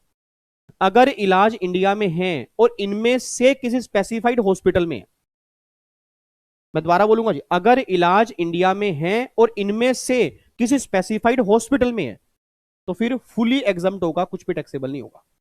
हॉस्पिटल या तो एम्प्लॉयर का हो या गवर्नमेंट का हो या लोकल अथॉरिटी का हो या गवर्नमेंट से अप्रूव हो या वो स्पेसिफाइड बीमारी का हो और इलाज भी स्पेसिफाइड बीमारी का हो रहा हो। इनमें से कोई हॉस्पिटल हो गया ना, फुली एग्जम्प्ट है। इनके अलावा किसी भी हॉस्पिटल में इलाज होगा that is fully taxable as perquisite. इनमें से किसी भी हॉस्पिटल में इलाज होगा that is fully taxable as perquisite. बस ये बात ध्यान देना। एक बच्चा कहता है यार यार यार यार यार विवेक सर आगे तो नहीं बढ़ जाएंगे, क्योंकि यहां तो हमने पढ़ा था एक जमाने में 15,000 की लिमिट थी। ये उन जमानों के लोग हैं जिनको लग रहा है मेरे को 2-3 साल हो गए नालायक। सर 2-3 साल पहले मेडिकल फैसिलिटी वाले केस में 15,000 रुपये की एग्जामिशन लिमिट होती थी, जो जबकि खत्म हो चुकी है। अगर किसी ने लिखी हुई है प्लीज उसको हटा देना। नहीं तो साहब अगर इनमें से किसी हॉस्पिटल में इलाज हो रहा है तो फुली एग्जम्प्ट है, और अगर नॉन स्पेसिफाइड में हो रहा है तो फुली टैक्सेबल है। बस ये बात है, वो भी तब अगर ये इलाज इंडिया में हो रहा है। बट ऐसी कई बीमारियां हैं जिनका इलाज इंडिया में पॉसिबल नहीं है, या इंडिया में इलाज पॉसिबल है बट प्रॉपर वहां पे मशीनरी नहीं होती, मतलब काफी प्रॉब्लम्स होती हैं उसको करने में। तो वो लोग कहते हैं हम इलाज ना इंडिया में नहीं कराएंगे, इंडिया से बाहर कराएंगे। तो अगर इलाज अब इंडिया से बाहर हो रहा है, देखो जी ट्रीटमेंट आउटसाइड इंडिया, तो 3 खर्चे होते हैं। अगर ट्रीटमेंट इंडिया से बाहर होता है 3 खर्चे होते हैं। सबसे पहला खर्चा एक तो ट्रेवलिंग का, आने जाने का, दूसरा खर्चा वहां पे रहने का, तीसरा खर्चा जो मेडिकल एक्सपेंडिचर होंगे तीसरा वो होगा। अब गवर्नमेंट कह रही है देखो जी एम्प्लॉई जो है, मतलब जो बीमार पर्सन है वो अकेला तो जाएगा नहीं, उसके साथ में ना हम एक अटेंडेंट जो है वो भी अलाउड कर देंगे। मतलब अगर मान लो एक्स की तबीयत खराब है, एक्स कह रहा है साहब मैं अकेला कैसे जाऊंगा, इलाज मेरा इंडिया से बाहर होगा बट मैं अकेला जा नहीं पाऊंगा, तो गवर्नमेंट का टेंशन मतलब एक अटेंडेंट। इवन तुम लोग कई सारे ले सकते हो बट हम जो एग्जामिशन देंगे ना वो आपके साथ एक अटेंडेंट की देंगे। अब अगर तुम 10 लोग लेके साथ जा रहे हो, तुम 10 अटेंडेंट लेके साथ जा रहे हो तो एग्जामिशन 10 की नहीं मिलेगी। ये बात लॉ में लिखी है कि अगर इलाज इंडिया से बाहर होगा, अगर ट्रेवलिंग की बात करेंगे और एकोमोडेशन की बात करेंगे, उस मरीज के साथ एक अटेंडेंट जो होगा वो अलाउड होगा, उससे ऊपर अलाउड नहीं होगा। तो देखो जी अगर वहां पे रहने पे खर्चा हो रहा है या मेडिकल खर्चा हो तो गवर्नमेंट कह रही है जितना आरबीआई लिमिट परमिट करेगी, मतलब जो limit reserve bank of India permit करेगा उतनी एग्जाम्प्ट होगी और बैलेंस आपके हाथ में टैक्सेबल होगी। मतलब अगर वहां पे रहने की व्यवस्था आपने की है और मेडिकल खर्चा हो रहा है और रिजर्व टोटल खर्चा हुआ मान लो 80,000 रुपए और रिजर्व बैंक ऑफ इंडिया ने परमिट किया 75,000 रुपए, तो 5,000 रुपए जो होगा वो एम्प्लॉय के हाथ में टैक्सेबल होगा। बस ये बात ध्यान रखो। बट सबसे लास्ट केस ये आ रहा है, अगर एम्प्लॉयर एम्प्लॉई को मेडिकल फैसिलिटी दे रहा है और मेडिकल ट्रीटमेंट इंडिया से बाहर हो रहा है, और जो आने जाने का ट्रेवलिंग खर्चा होगा, उस केस में रिजर्व बैंक की बात नहीं हो रही। अब आने जाने का जो भी ट्रेवलिंग खर्चा होगा, गवर्नमेंट कह रही है वो एम्प्लॉई के हाथ में एग्जम्प्ट तब होगा अगर उसकी ग्रोस टोटल इनकम जो होगी वो 2 लाख तक होगी, तब तो एग्जम्प्ट है फुली। और अगर उसकी ग्रोस टोटल इनकम 2 लाख से ऊपर होगी तो फुली टैक्सेबल होगा। बस ये पर ध्यान देना। सर एक बार दोबारा, एक बार दोबारा, एक बार दोबारा सर, ये तो फिर वही दिक्कत आ जाएगी, नहीं तो जो हमारी क्लास में रही थी। इधर देखो ध्यान से, हेलो, इधर देखो, इधर मेरी तरफ देखो, मेरी तरफ देखो। दो केस होने हैं जी, दो केस होने हैं। मेडिकल फैसिलिटी वाले केस में या तो हॉस्पिटल उसके खुद का है, या हॉस्पिटल कहीं उसके, मतलब सॉरी, या इलाज इंडिया में हो रहा है या इलाज इंडिया से बाहर हो रहा है। अगर इलाज इंडिया में हो रहा है, दो केस होंगे, या तो हॉस्पिटल स्पेसिफाइड होगा या वो स्पेसिफाइड नहीं होगा। अगर हॉस्पिटल स्पेसिफाइड है, मतलब जो लिस्ट दिया उसमें से कोई है, तो फिर फुली एग्जाम्प्ट है। और अगर हॉस्पिटल उसमें से कहीं पर भी स्पेसिफाइड नहीं है, तो फिर गवर्नमेंट कहती है ये फुली टैक्सेबल वाली कैटेगरी में कवर होगा। बट अगर इलाज हो रहा है इंडिया से बाहर, तीन खर्च होंगे, ट्रेवलिंग, वहां पे रहने का, वहां मेडिकल का। अब जो वहां पे रहने वाला है और मेडिकल ट्रीटमेंट है, इन दोनों को तो reserve bank of India permit करेगी, और जितना आरबीआई परमिट करेगी उतना ही एग्जम्प्ट होगा, एक्सेस वैल्यू टैक्सेबल है। बट जो ट्रेवलिंग खर्चा होगा, आने जाने में जो तुम्हारा खर्चा हो रहा है, वो तुम्हारे हाथ में टैक्सेबल या नॉन टैक्सेबल, वो डिपेंड करता है तुम्हारी ग्रोस टोटल इनकम कितनी है। अब अगर तुम्हारी जीटीआई 2 लाख तक है, गवर्नमेंट कह रही फुली एग्जाम, और अगर 2 लाख से ऊपर होगी तो कोई लिमिट नहीं है, फुली टैक्सेबल वाली कैटेगरी में कवर होगा। बस ये बात ध्यान देना। तो ये डायग्राम देखो पूरा आपके सामने है। इस डायग्राम को अगर आप ऑब्जर्व करोगे तो मुझे नहीं लगता कि कोई भी दिक्कत आपको आएगी, कोई भी दिक्कत आ ही नहीं सकती। इतना बढ़िया डायग्राम मैंने बनाया हुआ है, इतना बढ़िया बनाया हुआ है, आप चेक करोगे पूरा बिल्कुल क्रिस्टल क्लियर है कि हाँ भाई डायग्राम में क्या लिखा हुआ है। ठीक है, तो बस इन दोनों वाले केस में आरबीआई की लिमिट चेक करनी है टोटल, और इसमें केस में लिमिट, इस केस में ट्रैवलिंग वाले केस में लिमिट चेक नहीं करनी, इसमें चेक करनी है ग्रोस टोटल इनकम। अगर वो 2 लाख तक होगी तो फिर तो गवर्नमेंट कह रही पूरा एग्जाम कर देंगे, अगर 2 लाख से ऊपर होगी तो ट्रैवलिंग खर्चा पूरा टैक्सेबल कर देंगे एम्प्लॉय के हाथ में। बस ये पर ध्यान देना। तो ये हमारा ट्रीटमेंट है जी मेडिकल फैसिलिटी का, ये बात ध्यान दो। ये ट्रीटमेंट हमारा किसका है जी? मेडिकल फैसिलिटी का है। ठीक है जी। अब ये ट्रीटमेंट करने के बाद अब मैं आ रहा हूं जी, एक तरह से लास्ट परक्यूजिट हमारा है, that is motor car facility. इसको थोड़ा ध्यान समझना, क्योंकि कल के एमसीक्यूज में इसके भी क्वेश्चंस हैं। कल के एमसीक्यूज क्लास में, कल जो हमारी क्वेश्चन आंसर वाली क्लास है उसमें इसके भी क्वेश्चंस हैं, और उसके क्वेश्चन सोल्व ही तब होंगे, मैं दोबारा बोलूंगा, उसके क्वेश्चन सोल्व ही तब होंगे जब आज प्रोविजन आप अच्छे से रिवाइज कर लोगे। इधर सुनो ध्यान से, मैं कहना क्या चाह रहा हूं। अब लास्ट है जी, लास्ट है, 10 मिनट लगे या 15 मिनट लगे, उसके बाद मैं 10 मिनट और लगाऊंगा सारे परक्यूजिट दोबारा से एक बार सुपर फास्ट रिवीजन कराने के। क्यों? कुछ बच्चे लेट जुड़े हैं, और कुछ बच्चे तो जा चुके हैं, कुछ बच्चे बैठे हैं लाइक नहीं कर रहे ना लाइक, और कुछ बच्चे डिसलाइक करने के लिए आते हैं। ठीक है, कम से कम बैठे बैठे ऐसे एक थम्स अप वाला बटन ही दबा दिया करो मेरे बच्चों, मेरे नोनू, मेरे सोनू। कितनी बार बोलूं आपको? बच्चे कहते हैं आप डेली मत बोला करो सर। अगर कसम से अगर यहाँ 1 लाइक की जगह 1,000 लाइक होते ना तो 1,000 लाइक भी दबा देते। ओ माई गॉड। और जो डिसलाइक जो करते हैं वो मेरे को पता है सर, ध्यान रखना। देखो जिस दिन मेरे स्टूडेंट दरबार का लास्ट सेशन होगा ना, जिस दिन लास्ट सेशन होगा आपको मैं दिखा दूंगा, वो डिसलाइक करने वाले भी प्यार करना स्टार्ट कर देंगे, अगर वो क्लास देख रहे हैं। अगर वो नहीं देख रहे फिर तो मैं कुछ नहीं कर सकता जी, फिर तो मैं क्या करूंगा बताओ। इधर सुनो ध्यान से, प्लीज बातचीत नहीं, अब प्लीज बातचीत नहीं। बिल्कुल सीधे होके बैठो, बिल्कुल सीधे होके बैठो जी। अब सुनना ध्यान से, अब ध्यान सुनना जी। अब हम लास्ट परक्यूजिट करने जा रहे हैं नहीं, मोटर कार का। अब इस मोटर कार फैसिलिटी में क्या ट्रीटमेंट होगा, प्लीज पहले वो सुनना ध्यान से। पहले तो ये समझो कि मोटर कार फैसिलिटी होता क्या है, गवर्नमेंट कब देता है। सर एक बात में सोच के बताना, एक बात सोच के बताओ। इधर सुनना ध्यान से, इधर सुनना। मान लो यहां पे ना ये गाड़ी है, ये गाड़ी है, और ये एम्प्लॉयर है, ये एम्प्लॉयर है। अगर कोई बच्चा 10 मिनट मेरी बातों को सुन लेगा, अगर उसने पहले एक बार पढ़ा हुआ है और आज अगर वो सुन लेगा, गारंटी दे रहा हूं मोटर कार वो लाइफ में कभी नहीं भूलेगा। बाकी सारा कुछ भूल सकता है, मोटर कार फैसिलिटी नहीं भूल पाएगा अगर वो 10 मिनट ध्यान देगा, प्रोवाइडेड उसने एक बार पहले क्लास में पढ़ा हुआ है। इधर सुना ध्यान से, कहना क्या चाह रहा हूं जी, ये एम्प्लॉयर है, ये एम्प्लॉय है, और एक मोटर कार है। मैंने क्या बोला नहीं, परक्विजिट मींस जो एम्प्लॉय को बेनिफिट मिलते हैं। और कैश है नॉन कैश, नॉन कैश मिलते हैं। और बेनिफिट मींस ऑफिशियल या पर्सनल, ऑब्वियस सी बात है पर्सनल, क्योंकि अगर ऑफिशियल बेनिफिट मिलेंगे तो उसका फायदा तो कुछ भी नहीं है ना, अगर पर्सनल बेनिफिट मिलेंगे तभी तो टैक्सेबल करोगे। अब ये एम्प्लॉयर है, ये एम्प्लॉय है, बीच में गाड़ी है। मेरा पूरी क्लास से क्वेश्चन है, मेरा पूरी क्लास से क्वेश्चन है, अगर ये गाड़ी मान लेते हैं एम्प्लॉय की है, ये गाड़ी एम्प्लॉयर की नहीं है, ये गाड़ी एम्प्लॉय की है, और इस गाड़ी पर, मैं दोबारा बोलूंगा, इस गाड़ी पर होने वाला जितना भी खर्चा है वो भी एम्प्लॉय बियर कर रहा है। आप सब लोग मेरे बाबूजी हो, आप एम्प्लॉयर हो मेरे, बट मैं कह रहा हूं गाड़ी मेरी, उस गाड़ी पर होने वाला खर्चा भी मेरा। नहीं यार ये बात समझ में, सर अगर गाड़ी मेरी है और होने वाला खर्चा भी मेरा है तो क्या मुझे आपसे कोई बेनिफिट मिला? बच्चा कह रहा है मिला। अगर आप मेरे सामने होते ना, मैं आपको कान पकड़ के डांटता। कैसे बेनिफिट मिला भाई? बेनिफिट मींस क्या सर, बेनिफिट मींस क्या? जो एम्प्लॉयर है, एम्प्लॉय को कोई बेनिफिट देगा तभी तो बेनिफिट मिलेगा। गाड़ी मेरी, होने वाला खर्चा मेरा, तो मुझे बेनिफिट कहां से मिला? मैं उस गाड़ी को कहीं पर भी यूज करूं, मुझे बेनिफिट तो मिल ही नहीं रहा।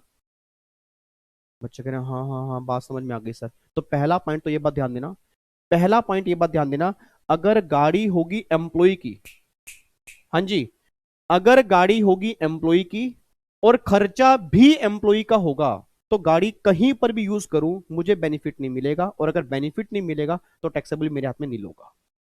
तो देखो ये पहला केस तो ये निकल के आ रहा है। अगर देखो क्या लिखा है, कार ओन्ड बाय, गाड़ी किसकी है? Employ. Expenditure met by, expenditure किसके हैं? एम्प्लॉय के। तो भैया जब दोनों ही एम्प्लॉय का है तो एम्प्लॉयर से क्या बेनिफिट मिला? कुछ नहीं मिला ना। तो भैया गाड़ी चाहे तुम यूज करो पर्सनल, चाहे ऑफिशियल एंड पर्सनल, दोनों ही जगह पे यूज करो, टैक्सेबल नील ही होगा, कुछ भी टैक्सेबिलिटी की बात नहीं आएगी। क्योंकि जब मुझे कोई बेनिफिट ही नहीं मिला, जब मेरे बाबूजी से मुझे कोई बेनिफिट ही नहीं मिला तो मेरे हाथ में टैक्सेबल क्यों होगा? पहली बात तो ये। बच्चा कह रहा है सर सर हमारा क्वेश्चन भी है, मैं कहा बताओ। कह रहा है सर मान लो गाड़ी तो आपकी है, भाई गाड़ी जो है आपकी है, बट उस पर होने वाला खर्चा एम्प्लॉयर का है। सर मान लो गाड़ी आपकी है, भाई गाड़ी आपके खुद की है, बट जो भी खर्चा होगा ना पेट्रोल का, जितने मेंटेनेंस खर्चा होगा वो सारा एम्प्लॉयर कह रहा है मैं बियर करूंगा। अब मेरा पूरी क्लास से क्वेश्चन है, अगर गाड़ी एम्प्लॉय की, प्लीज ध्यान सुनना जी, गाड़ी एम्प्लॉय की और होने वाला खर्चा एम्प्लॉयर का है, तो क्या एम्प्लॉय को बेनिफिट मिला नहीं मिला? यार बोल दो यार, अगर गाड़ी मेरी है और इस गाड़ी पर होने वाला खर्चा आप लोग बियर करोगे, मतलब मेरे एम्प्लॉयर बियर करेंगे, तो क्या मुझे बेनिफिट मिला नहीं मिला? यस मिला। किसका मिला? खर्चों का। मेरे खर्चे बच गए। सर मेरे खर्चे बच गए ना, क्योंकि ऊपर वाले केस में क्या था, गाड़ी भी मेरी खर्चे भी मेरे। अब क्या है, गाड़ी मेरी है खर्चे उसके हैं। अब अगर उसके खर्चे होंगे तो मुझे बेनिफिट क्या मिला? खर्चों का, मेरे खर्चे बच गए। तो गवर्नमेंट कह रही विवेक, अगर तू इस गाड़ी को 100% पर्सनल यूज करेगा, अगर इस गाड़ी को 100% पर्सनल यूज करेगा, तो जो भी खर्चा एम्प्लॉयर ने किया होगा तेरी गाड़ी पे, वो सारा खर्चा तेरे हाथ में टैक्सेबल परक्विजिट बन जाएगा, क्योंकि तेरा वो खर्चा बच गया। और जब तेरा खर्चा बचा, तुझे बेनिफिट हुआ, तेरे हाथ में क्या बन गया? टैक्सेबल परक्विजिट बन गया। तो गवर्नमेंट ने क्या बोला? दोबारा बोलिए, गवर्नमेंट ने क्या बोला? अगर गाड़ी एम्प्लॉय की होने वाला खर्चा एम्प्लॉयर का और 100% पर्सनल यूज है, तो जो भी खर्चा एम्प्लॉयर ने बियर किया होगा वो तुम्हारे हाथ में बन जाएगा टैक्सेबल परक्विजिट। बट इस गाड़ी को ना मैं पर्सनल यूज भी करता हूं, इस गाड़ी को ऑफिशियल यूज भी करता हूं। मेरा पूरी क्लास से क्वेश्चन है, अगर गाड़ी को पर्सनल यूज भी कर रहा हूं और अगर गाड़ी को ऑफिशियल यूज भी कर रहा हूं, मैं दोबारा बोलूंगा जी, अगर गाड़ी को पर्सनल यूज भी कर रहा हूं, अगर गाड़ी को ऑफिशियल यूज भी कर रहा हूं, तो मेरे बाबूजी ने जो मेरी गाड़ी पे खर्चा इंकर किया, क्या क्या वो सारा टैक्सेबल होना चाहिए? Answer is no. Answer is no. क्यों? अगर मान लो उसने 1000 पे खर्चा किया, तो उस 1000 में कुछ ऐसा खर्चा भी है जिसके लिए गाड़ी ऑफिस में यूज हुई है, और जब गाड़ी मैंने ऑफिस में यूज की होगी तो बेनिफिट तो मुझे मिला ही नहीं, क्योंकि वो तो ऑफिस काम हो गया। हाँ, जितना पोर्शन मैंने उस गाड़ी को घर में यूज किया होगा, उतने पोर्शन का जो खर्चा होगा वो टैक्सेबल होना चाहिए। बट मैं निकालूं कैसे? अब मैं निकालूं कैसे कि भैया अगर मेरे बाबूजी ने 1000 पे खर्चा किया गाड़ी पे, उसमें कितना पर्सनल कितना ऑफिशियल? तो गवर्नमेंट कह रही विवेक, उसका निकालने का तरीका हम बता चुके हैं। अगर तू इस गाड़ी को 100% पर्सनल यूज करता फिर तो पूरे 1,000 रुपए टैक्सेबल हो जाते। बट अगर गाड़ी को यूज कर रहे हो ऑफिशियल और पर्सनल दोनों जगह पे यूज कर रहे हैं ना, तो जितना एम्प्लॉयर ने एक्चुअल खर्चा किया होगा उसमें से तुम माइनस कर दे ऑफिस वाला। भाई एक्चुअल खर्चा किया 1,000 रुपए किया ना, उसमें से ऑफिस वाला माइनस कर दे, जो बैलेंस बचेगा पर्सनल होगा वो टैक्सेबल कर दे। मैं कहा साहब यही तो नहीं पता लग पा रहा ना कि उस 1,000 में से ऑफिस पे खर्चा कितना किया। कह रहे हम तुझे बताएंगे। मैं कहा कैसे बताओगे? कह रहे ये बता, ये तेरी गाड़ी छोटी है या बड़ी गाड़ी है? मैं कहा छोटी गाड़ी है, बड़ी गाड़ी मतलब? कह रहे भाई ये बताना, ये जो उसका इंजन है वो कितने कैपेसिटी का है? अगर ये गाड़ी up to 1.6 litre cubic capacity की है, अगर ये गाड़ी छोटी गाड़ी है, तो हम ये मान लेंगे 1,800 रुपए पर मंथ खर्चा जो हुआ होगा वो ऑफिस में हुआ होगा। और अगर ये गाड़ी बड़ी गाड़ी है, तो फिर 2,400 रुपए पर मंथ हम ये मान लेंगे ये खर्चा ऑफिस में हुआ होगा। और अगर साथ में ड्राइवर भी है तो 900 रुपए पर मंथ उसका माइनस करके बैलेंस जो वैल्यू बचेगी वो टैक्सेबल कर देंगे। तो देखो यहाँ पे क्या लिखा हुआ है, देखो एक बार यहाँ पे आओ।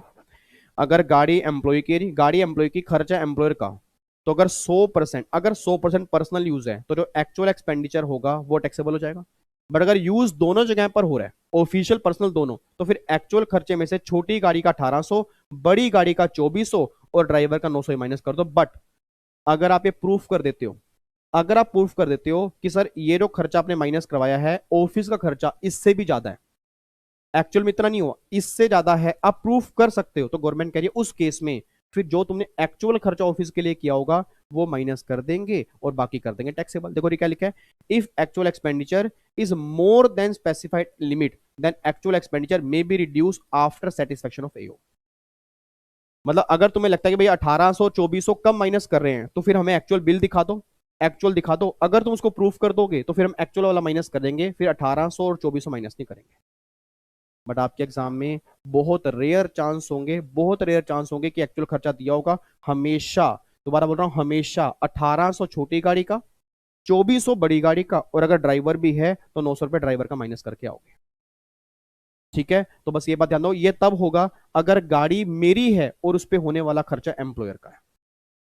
अब बच्चा कहता है सर ऐसा भी तो हो सकता है, मान लो गाड़ी है एम्प्लॉयर की, अब क्या होगा?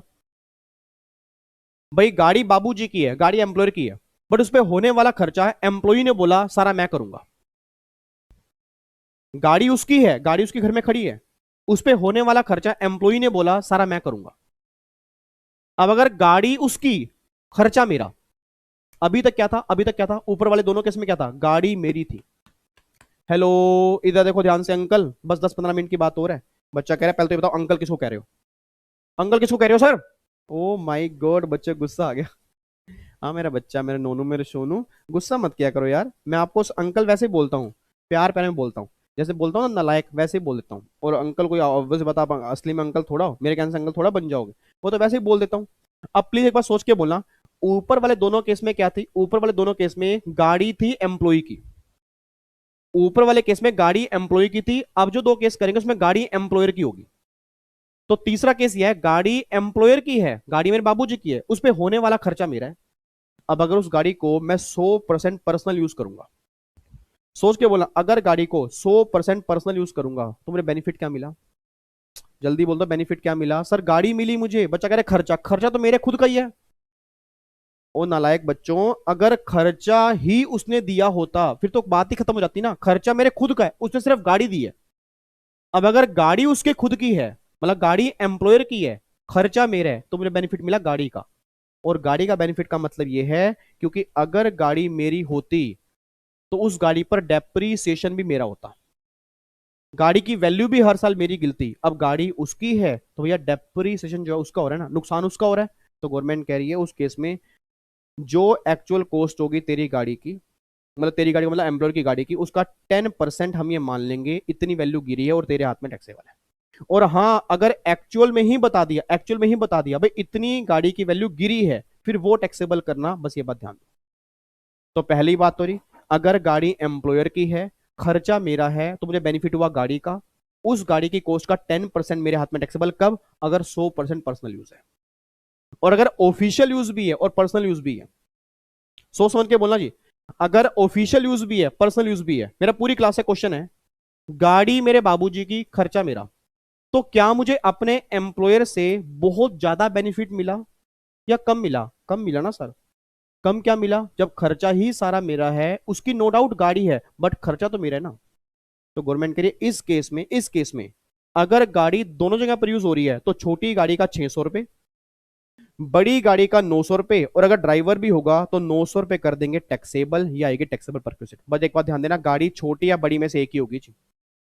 गाड़ी छोटी या बड़ी में से एक होगी। छोटी गाड़ी का 600 रुपए पर मंथ टैक्सेबल करोगे, अगर बड़ी गाड़ी है 900 पर मंथ टैक्सेबल करोगे, अगर साथ में ड्राइवर भी है तो 900 पर मंथ उसका भी निकल के आएगा। ये टैक्सेबल करना है सर, ये माइनस नहीं करना। जो ऊपर वाला पॉइंट हमने किया था उसमें मैंने कहा था एक्चुअल खर्चों में से वो माइनस कर दो, या माइनस की बात नहीं कर रहा, ये जो वैल्यू निकल के आएगी ना, ये टैक्सेबल वैल्यू निकल के आ रही है। और लास्ट केस तो कमाल ही कर देगा सर, लास्ट केस तो कमाल ही कर देगा। गाड़ी भी मेरे बाबूजी की और खर्चा भी मेरे बाबूजी का, अब मिला मुझे वाकई बेनिफिट। अब मैं बोल सकता हूं कि हाँ मुझे बेनिफिट मिला है, क्योंकि जब गाड़ी उसकी और होने वाला खर्चा भी उसका। अब अगर गाड़ी उसकी और होने वाला खर्चा भी उसका, तो गवर्नमेंट करे अगर गाड़ी पर्सनल यूज करेगा तो जो उसने खर्चा किया होगा वो, और गाड़ी वाले केस में एक्चुअल कॉस्ट का 10%, ये दोनों तेरे हाथ में टैक्सेबल हो जाएंगे। तो भैया गाड़ी वाले केस में एक्चुअल कॉस्ट का 10% और जो खर्चा किया होगा वो, और अगर यूज दोनों जगह पर हो रहा है तो छोटी गाड़ी का 1800 पर मंथ, बड़ी गाड़ी का 2400 पर मंथ, और ड्राइवर का 900 पर मंथ, ये होंगे टैक्सेबल, मतलब ये टैक्सेबल होंगे। ठीक है जी, तो बस इतनी बात ध्यान देना जी। अगर गाड़ी भी एम्प्लॉयर की और खर्चा भी एम्प्लॉयर का, सारे बच्चे बोलो जी, अगर गाड़ी भी एम्प्लॉयर की और खर्चा भी एम्प्लॉयर का, और अगर यूज पर्सनल है तो गाड़ी का 10% एक्चुअल कॉस्ट का, खर्चे का सारा खर्चा, ये टैक्सेबल हो गया। बट अगर यूज दोनों जगह पर होगा तो छोटी गाड़ी का 1800, बड़ी गाड़ी का 2400 पर मंथ, और ड्राइवर का 900 पर मंथ, ये होगा टैक्सेबल। ये बात ध्यान देना। अब बच्चा कहता है सर अगर गाड़ी मान लो यूज की है, मान लो 5 महीने और 15 दिन, तो फिर कितने महीने मानेंगे यूज? 5 महीने मानेंगे। क्यों? देखो लिखा है part of month is to be ignore, मतलब पार्ट ऑफ मंथ जो है आपको इग्नोर करके चलना है, बस ये बात ध्यान देना। ठीक है, तो ये आपका सर मोटर कार वाला परक्यूसिट था जी, ये आपका परक्यूसिट था जी मोटर कार वाला। ठीक है, अब बताओ इसमें कोई दिक्कत है या नहीं है? ठीक है, देखो क्लास में परक्यूसिट के अंदर ही हमारे 3 लेक्चर लगते हैं, अप्रोक्सीमेट 6 घंटे लग जाते हैं। अब उस 6 घंटों की रिवीजन अप्रोक्सीमेट मैंने 1.25 घंटे या 2 घंटे में करानी है। ठीक है, अब क्लास में हम क्वेश्चन भी करते हैं, क्वेश्चन तो चलो मैं करवा ही दूंगा कल के एमसीक्यूज में, बट रिवीजन कराना बहुत जरूरी था सर। अब जो बच्चे घर से पढ़ के आए होंगे उन्हें आई होप कुछ समझ में आया होगा, जो पढ़ के ही नहीं आए होंगे वो मुझे गाली निकाल के ही जाएंगे। ठीक है, बट प्लीज गाली मत निकालें यार, क्योंकि मैंने अपना पूरा बेस्ट दिया है, और उन बच्चों को पता है जो पहले एक बार पढ़ चुके हैं। ठीक है, अगर आप पहली बार पढ़ रहे हो, आप मतलब पहली बार ही देख रहे हो कि परक्यूसिट क्या होता है, फिर तो मैं खुद कह रहा हूं समझ में कुछ भी नहीं आएगा सर। ठीक है, क्योंकि अगर हाँ आपने पहले पढ़ा हुआ है फिर गारंटी है आपको समझ में जरूर आएगा जी। ठीक है, लो जी, अब एक बार ऐसा करते हैं, अब प्लीज बातचीत नहीं, सिर्फ 10 मिनट दे दो जी, सिर्फ 10 मिनट दे दो। 10 मिनट के अंदर पूरा परक्यूसिट फटाफट से सुपर फास्ट तरीके से रिवीजन करने जा रहे हैं। हर बच्चा 10 मिनट यहाँ पे ध्यान दे दे बस। 10 मिनट के बाद हमारे परक्यूसिट खत्म हो जाएंगे, सैलरी का चैप्टर हमारा पूरा रिवाइज हो जाएगा। कल हम करेंगे सैलरी के एमसीक्यूज, फिर वेडनेसडे से हम सेकंड हेड स्टार्ट करेंगे हाउस प्रॉपर्टी का। और कई बच्चे कह रहे हैं सर वो नोटिफिकेशन कब निकालेगा इंस्टीट्यूट? अब उसकी टेंशन मत लो सर, मेरे को पूरी इंट्यूशन है एग्जाम पोस्टपोन होंगे। इस सिचुएशन में तो मतलब ही नहीं हो सकता कि कोई इंस्टीट्यूट एग्जाम ले ले जब डे बाय डे केसेस बढ़ रहे हो, जब आधी स्टेट लॉकडाउन लगाने की तरफ है, इतनी स्टेट्स लॉकडाउन लगाने की तरफ है, तो एग्जाम मुझे तो पता नहीं भाई कैसे होंगे, और मेरे अकॉर्डिंग तो होंगे नहीं, बहुत जल्दी नोटिफिकेशन आ जाएगी, उसकी आप टेंशन बिल्कुल मत लो।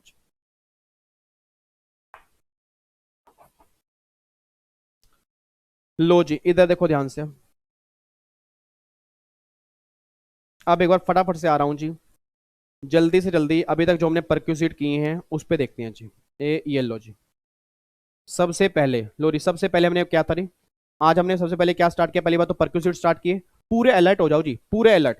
हर बच्चा चैट बॉक्स में भर देगा, अपने दिमाग पे परक्यूसिट लेके चलेगा, और बस yes no yes no yes no yes no yes no yes no ये करके चलना चाहिए। ठीक है जी, फटाफट से बोल देना हमने क्या स्टार्ट की तेरी परक्यूजिट। सबसे पहले हमने क्या किया आरएफए। आरएफए के अंदर दो केस होंगे, कौन कौन से, गवर्नमेंट और नॉन गवर्नमेंट। गवर्नमेंट वाले केस में क्या होगी, लाइसेंस फीस टैक्सेबल होगी। नॉन गवर्नमेंट वाले केस में दो केस होंगे, ओन्ड और not owned by employer. Owned वाले केस में किस एरिया में है, अगर पॉपुलेशन 10 लाख तक है तो 7.5%, 10 लाख से ऊपर 25 लाख तक है तो 10%, और अगर 25 लाख से ऊपर होगा तो 15% ऑफ सैलरी टैक्सेबल हो जाएगा। अगर वो घर उसके खुद का नहीं है तो एक्चुअल चार्जेस और सैलरी का 15% बीच एवरेज लेस टैक्सेबल होगा। सैलरी का मतलब बेसिक प्लस में डीए उटोए वाला प्लस में कमीशन एवरी टाइप प्लस में बोनस प्लस में taxable portion of all allowances, ये आपके हाथ में टैक्सेबल होंगे। बट जो ये वैल्यू आपने निकाली है वो सारी की सारी अनफर्निश्ड घर की है। अगर उसमें फर्निशिंग आइटम की वैल्यू ऐड करनी है, दो केस होंगे, या तो एम्प्लॉयर के खुद की होंगी या खुद की नहीं होंगी। अगर खुद की हैं तो कॉस्ट का 10%, अगर खुद की नहीं होंगी तो एक्चुअल चार्जेस वो टैक्सेबल कर देंगे। फिर वैल्यू आएगी वैल्यू ऑफ फर्निश्ड आरएफए, उसमें जो एम्प्लॉय ने पे कर दिया वो माइनस कर दोगे, बैलेंस आपके हाथ में आएगा कंसेशनल आरएफए, वो हो जाएगा टैक्सेबल। ये सारी बातें हमने की। फिर मैंने कहा था अगर दो घर हैं तो पहले 90 दिन तक कम घर की वैल्यू टैक्सेबल करोगे, 90 डेज के बाद दोनों ही घर की वैल्यू टैक्सेबल कर दोगे। ये बात हमने डिस्कस की थी। फिर अगर एम्प्लॉयर ने एम्प्लॉय को होटल दिया, उस केस में दो केस होंगे, सैलरी का 24% और एक्चुअल चार्जेस विच एवरेज लेस, ये एम्प्लॉय के हाथ में टैक्सेबल होंगे। बट अगर होटल 15 दिन तक मिला है और ट्रांसफर वाला केस है, उस केस में एम्प्लॉय के हाथ में कुछ भी टैक्सेबल नहीं करोगे। ये सारी बातें हमने होटल वाले केस में की। फिर ये होटल वाला केस होने के बाद जी अगला पॉइंट हमारा क्या निकल के आ गया, sweat equity share. Sweat equity share मतलब खून पसीने। अब स्वेट इक्विटी शेयर का मतलब क्या है, अगर एम्प्लॉयर ने एम्प्लॉय को स्वेट इक्विटी शेयर इशू किए फ्री ऑफ कॉस्ट में, तो जो उसकी फेयर मार्केट वैल्यू होगी इशू के टाइम की, वो एम्प्लॉय के हाथ में टैक्सेबल है। अगर कंसेशनल में किए एफएमई में से, सर बोलते रहो, मैं बोलने के लिए नहीं आया सर, मैंने सारी रिवीजन करा दी है, अब आपकी बारी है। फटाफट से बोलो, अगर कंसेशनल है तो उसकी फेयर मार्केट वैल्यू होगी माइनस में जो एम्प्लॉय से रिकवर हो चुका होगा, बैलेंस होगा वो हो जाएगा टैक्सेबल। ये हमने स्वेट इक्विटी शेयर में किया। अगला रहा है इंटरेस्ट ऑन लोन। अगर एम्प्लॉयर एम्प्लॉय को लोन देगा, दो केस होंगे, या तो देगा फ्री रेट ऑफ इंटरेस्ट या देगा कंसेशनल। चाहे फ्री दे चाहे concessional they, state bank of India का जिस ईयर में लोन दिया उस ईयर की 1 अप्रैल को क्या रेट होगा उससे कंपेयर करके आप टैक्सेबिलिटी कर दोगे। बट अगर लोन स्पेसिफाइड डिसीज के लिए, या लोन अगर 20,000 रुपए का है, या मंथ के एंड का आउटस्टैंडिंग बैलेंस अगर 20,000 रुपए होगा, तो एम्प्लॉय के हाथ में कुछ भी टैक्सेबिलिटी नहीं करेंगे। ये सारी बातें हमने की। फिर इंटरेस्ट ऑन लोन वाला पॉइंट कंप्लीट करने के बाद यूज ऑफ मूवेबल प्रॉपर्टी। अगर फोन मिला है, लैपटॉप है, कंप्यूटर है, डेस्कटॉप है, उस केस में कुछ भी टैक्सेबल नहीं करना क्योंकि नेचर इसके ऑफिशियल है। अगर कुछ और यूज करने के लिए मिला है, दो केस होंगे, ओन्ड वाले केस में 10%, नोट ओन वाले केस में एक्चुअल चार्जेस। ये सारी बातें हमें समझ में आ गई। बट बच्चा कहता है सर अगर मूवेबल प्रॉपर्टी ट्रांसफर कर दी, सर ट्रांसफर ही कर दी, कम प्राइस पर की, उस केस में क्या होगा, तीन केस होंगे। अगर लैपटॉप कंप्यूटर दी है तो 50% डब्ल्यूडीवी मेथड कंप्लीट ईयर, अगर कार दी है 20% डब्ल्यूडीवी मेथड कंप्लीट ईयर, और अगर अदर एसेट होगी तो 10% एसएलएम मेथड कंप्लीट ईयर। ये है रेट ऑफ डेप्रिसिएशन। इनको माइनस करने के बाद जो आज की वैल्यू होगी उससे कंपेयर करके आप टैक्सेबल निकाल दोगे। ये सारी बातें हमने की। फिर ये बातें कंप्लीट करने के बाद अगला पॉइंट निकल के आ गया लंच फैसिलिटी। अगर टी और स्नैक्स होंगे ऑफिस आवर्स में फुली एग्जम्प्ट है। लंच वाले केस में 50 रुपए पर मील की एग्जम्पशन होगी। अगर एक्सेस वैल्यू होगी तो आपकी टैक्सेबल हो जाएगी 50 रुपए से ऊपर वाली, बस ये बात ध्यान देना। लंच हमने खा लिया, फिर मुझे मिल गया गिफ्ट। अगर गिफ्ट मिला मनी फॉर्म में, अगर गिफ्ट मिला मनी फॉर्म में, पूरा टैक्सेबल है, वैल्यू चाहे कितनी भी हो। अगर गिफ्ट मिला नॉन मनी फॉर्म में, 5,000 एग्जम्प्ट है, 5,000 से ऊपर जाते ही एक्सेस वैल्यू जो होगी वो टैक्सेबल हो जाएगी गिफ्ट वाले केस में, बस ये बात ध्यान देना। अगला फिर पॉइंट निकल के आ गया, गिफ्ट मिल गया। गिफ्ट मिलने के बाद मोटर कार। मोटर कार वाले केस में 4 केस हमने किए। हेलो, इधर देखो, इधर मोटर कार वाले केस में 4 केस हमने किए हैं। पहला केस गाड़ी भी एम्प्लॉय की, खर्चा भी एम्प्लॉय का। जल्दी बोलो, गाड़ी भी एम्प्लॉय की, खर्चा भी एम्प्लॉय का। अगर गाड़ी एम्प्लॉय की, खर्चा एम्प्लॉय का, तो क्या आएगा, नील और नील। ऑब्वियस सी बात है मेरे बच्चे, मेरे नोनू, अगर गाड़ी मेरी, खर्चा मेरा, बेनिफिट तो मिला ही नहीं। अगर बेनिफिट नहीं मिला तो टैक्सेबल नहीं होगा। गाड़ी मेरी, खर्चा मेरे बाबूजी का। गाड़ी मेरी, खर्चा मेरे बाबूजी का। पर्सनल यूज है तो जो खर्चा किया होगा टैक्सेबल हो जाएगा। और अगर यूज दोनों जगह पे होगा तो खर्चे में से छोटी गाड़ी का 1800, बड़ी गाड़ी का 2400 और ड्राइवर का 900 माइनस करके बैलेंस हो जाएगा टैक्सेबल। अगर गाड़ी मेरी नहीं है, मेरे बाबूजी की है, गाड़ी मेरे बाबूजी की है, खर्चा मेरा है, अगर पर्सनल यूज है तो गाड़ी का 10% मतलब एक्चुअल कॉस्ट का 10% मेरे हाथ में टैक्सेबल है। और अगर यूज दोनों जगह पर है तो छोटी गाड़ी का 600, बड़ी गाड़ी का 900, ड्राइवर का 900, ये मेरे हाथ में टैक्सेबल है। और गाड़ी भी मेरे बाबूजी की, खर्चा भी मेरे बाबूजी का, और यूज सिर्फ पर्सनल है तो गाड़ी का 10% ऑफ एक्चुअल कॉस्ट और खर्चे का एक्चुअल खर्चा, ये दोनों टैक्सेबल हो जाएंगे। और अगर यूज दोनों जगह पर होगा तो छोटी गाड़ी का 1800, बड़ी गाड़ी का 2400, ड्राइवर का 900, ये टैक्सेबल होगा। और पार्ट ऑफ मंथ जो होगा वो क्या करेंगे, इग्नोर करेंगे। ओ माय गॉड, हे भगवान, आपको सारा कैसे याद है सर? अब सुबह शाम दिन रात यही तो पढ़ना है मुझे, और क्या पढ़ना है? अगर आप भी जितनी रिपीटेशन करोगे ना, जितनी रिपीटेशन करोगे, देखना आपको सब कुछ याद हो जाएगा। आगे देखो, एजुकेशन फैसिलिटी। एजुकेशन फैसिलिटी में क्या था? एजुकेशन अलाउंस अगर बात करूंगा, 100 रुपए पर month per child, maximum 2 child की लिमिट थी। फैसिलिटी वाले केस में अगर वो स्कूल एम्प्लॉयर के खुद का है तो 1000 रुपए पर मंथ पर चाइल्ड की लिमिट है, और कोई बच्चों के यहाँ पे लिमिट नहीं है। और अगर वो स्कूल एम्प्लॉयर के खुद का नहीं है तो फिर जो एक्चुअल चार्जेस होंगे ना वो टैक्सेबल होंगे, कोई 1000 रुपए की लिमिट यहाँ पे नहीं है। ठीक है। और अगर एम्प्लॉय पढ़ रहा है तो फिर तो फुली एग्जम्प्ट है, एम्प्लॉय के बच्चे जब पढ़ रहे हैं उस केस में आपका ये पॉइंट एप्लीकेबल होगा। अगला फिर पॉइंट निकल के आता है जी, अगला आ रहा है गैस इलेक्ट्रिसिटी, ये टैक्सेबल होगी। कितनी? Cost of production. Free servant हो गया, ये टैक्सेबल हो गया। एलटीसी में 4 साल में 2 एलटीसी मिलती हैं आपको। अगर 4 साल में 2 एलटीसी मिलेंगी, आप दोनों की दोनों ले लोगे फिर तो अगर बात खत्म हो जाएगी। अगर दोनों में से कोई एक लोगे या नहीं लोगे तो एक एलटीसी ही कैरी फॉरवर्ड होगी, उसके बाद नहीं होगी। एलटीसी इन कैश करवा लिया, फुली टैक्सेबल है। ट्रैवलिंग खर्चे सारे एग्जाम्प्ट होंगे इंडिया में, इंडिया से बाहर वाले एग्जाम्प्ट नहीं है, इंडिया में। अगर बाय रेल जा रहे हो इकोनॉमी क्लास एग्जाम्प्ट है, बाय बस जा रहे हो डिलक्स क्लास है, बाय एयर जा रहे हो, सॉरी, अगर बाय एयर जा रहे हो इकोनॉमी क्लास है, बाय रेल जा रहे हो फर्स्ट क्लास है, बाय बस जा रहे हो डिलक्स क्लास है, ये एग्जाम्प्ट हो जाएगा। अगर बर्थ आपका 1 अक्टूबर 98 से पहले का है, जितने मर्जी बच्चे हों सारे अलाउड हैं। अगर बर्थ आपका 1 अक्टूबर 98 के बाद का है तो फिर आपके 2 बच्चों की लिमिट है। बट अगर पहले एक बच्चा हुआ फिर मल्टीपल बर्थ हुए तो मल्टीपल बर्थ को एक बच्चा मान के एग्जामिशन इनकी मिल जाएगी। बस ये बात ध्यान देना। ये सारी बातें हमने एलटीसी वाले केस में की है। फिर एलटीसी वाले केस में सारी बातें करने के बाद अगला पॉइंट आ गया मेडिकल। मेडिकल में 2 बातें बोली हैं जी, या तो इलाज होगा इंडिया में या इलाज होगा इंडिया से बाहर। अगर इलाज होगा इंडिया में स्पेसिफाइड हॉस्पिटल में होगा तो फिर तो फुली एग्जम्प्ट है। अगर हॉस्पिटल स्पेसिफाइड नहीं है फिर होगा फुली टैक्सेबल। अगर इलाज होगा इंडिया से बाहर, ट्रैवलिंग खर्चा, रहने वाला खर्चा, मेडिकल खर्चा। अगर बात करेंगे रहने वाले खर्चे की और अगर बात करेंगे मेडिकल खर्चे की, जो reserve bank of India permit करेगा उतना एग्जम्प्ट होगा, एक्सेस वैल्यू हो जाएगी टैक्सेबल। अगर बात करेंगे ट्रैवलिंग खर्चे की, अगर ग्रोस टोटल इनकम 2 लाख तक होगी तो ट्रैवलिंग खर्चा एम्प्लॉय के हाथ में एग्जम्प्ट है। अगर ग्रोस टोटल इनकम 2 लाख से ऊपर होगी तो ट्रैवलिंग खर्चा एम्प्लॉय के हाथ में टैक्सेबल है। ये सारी बातें हमने की हैं जी।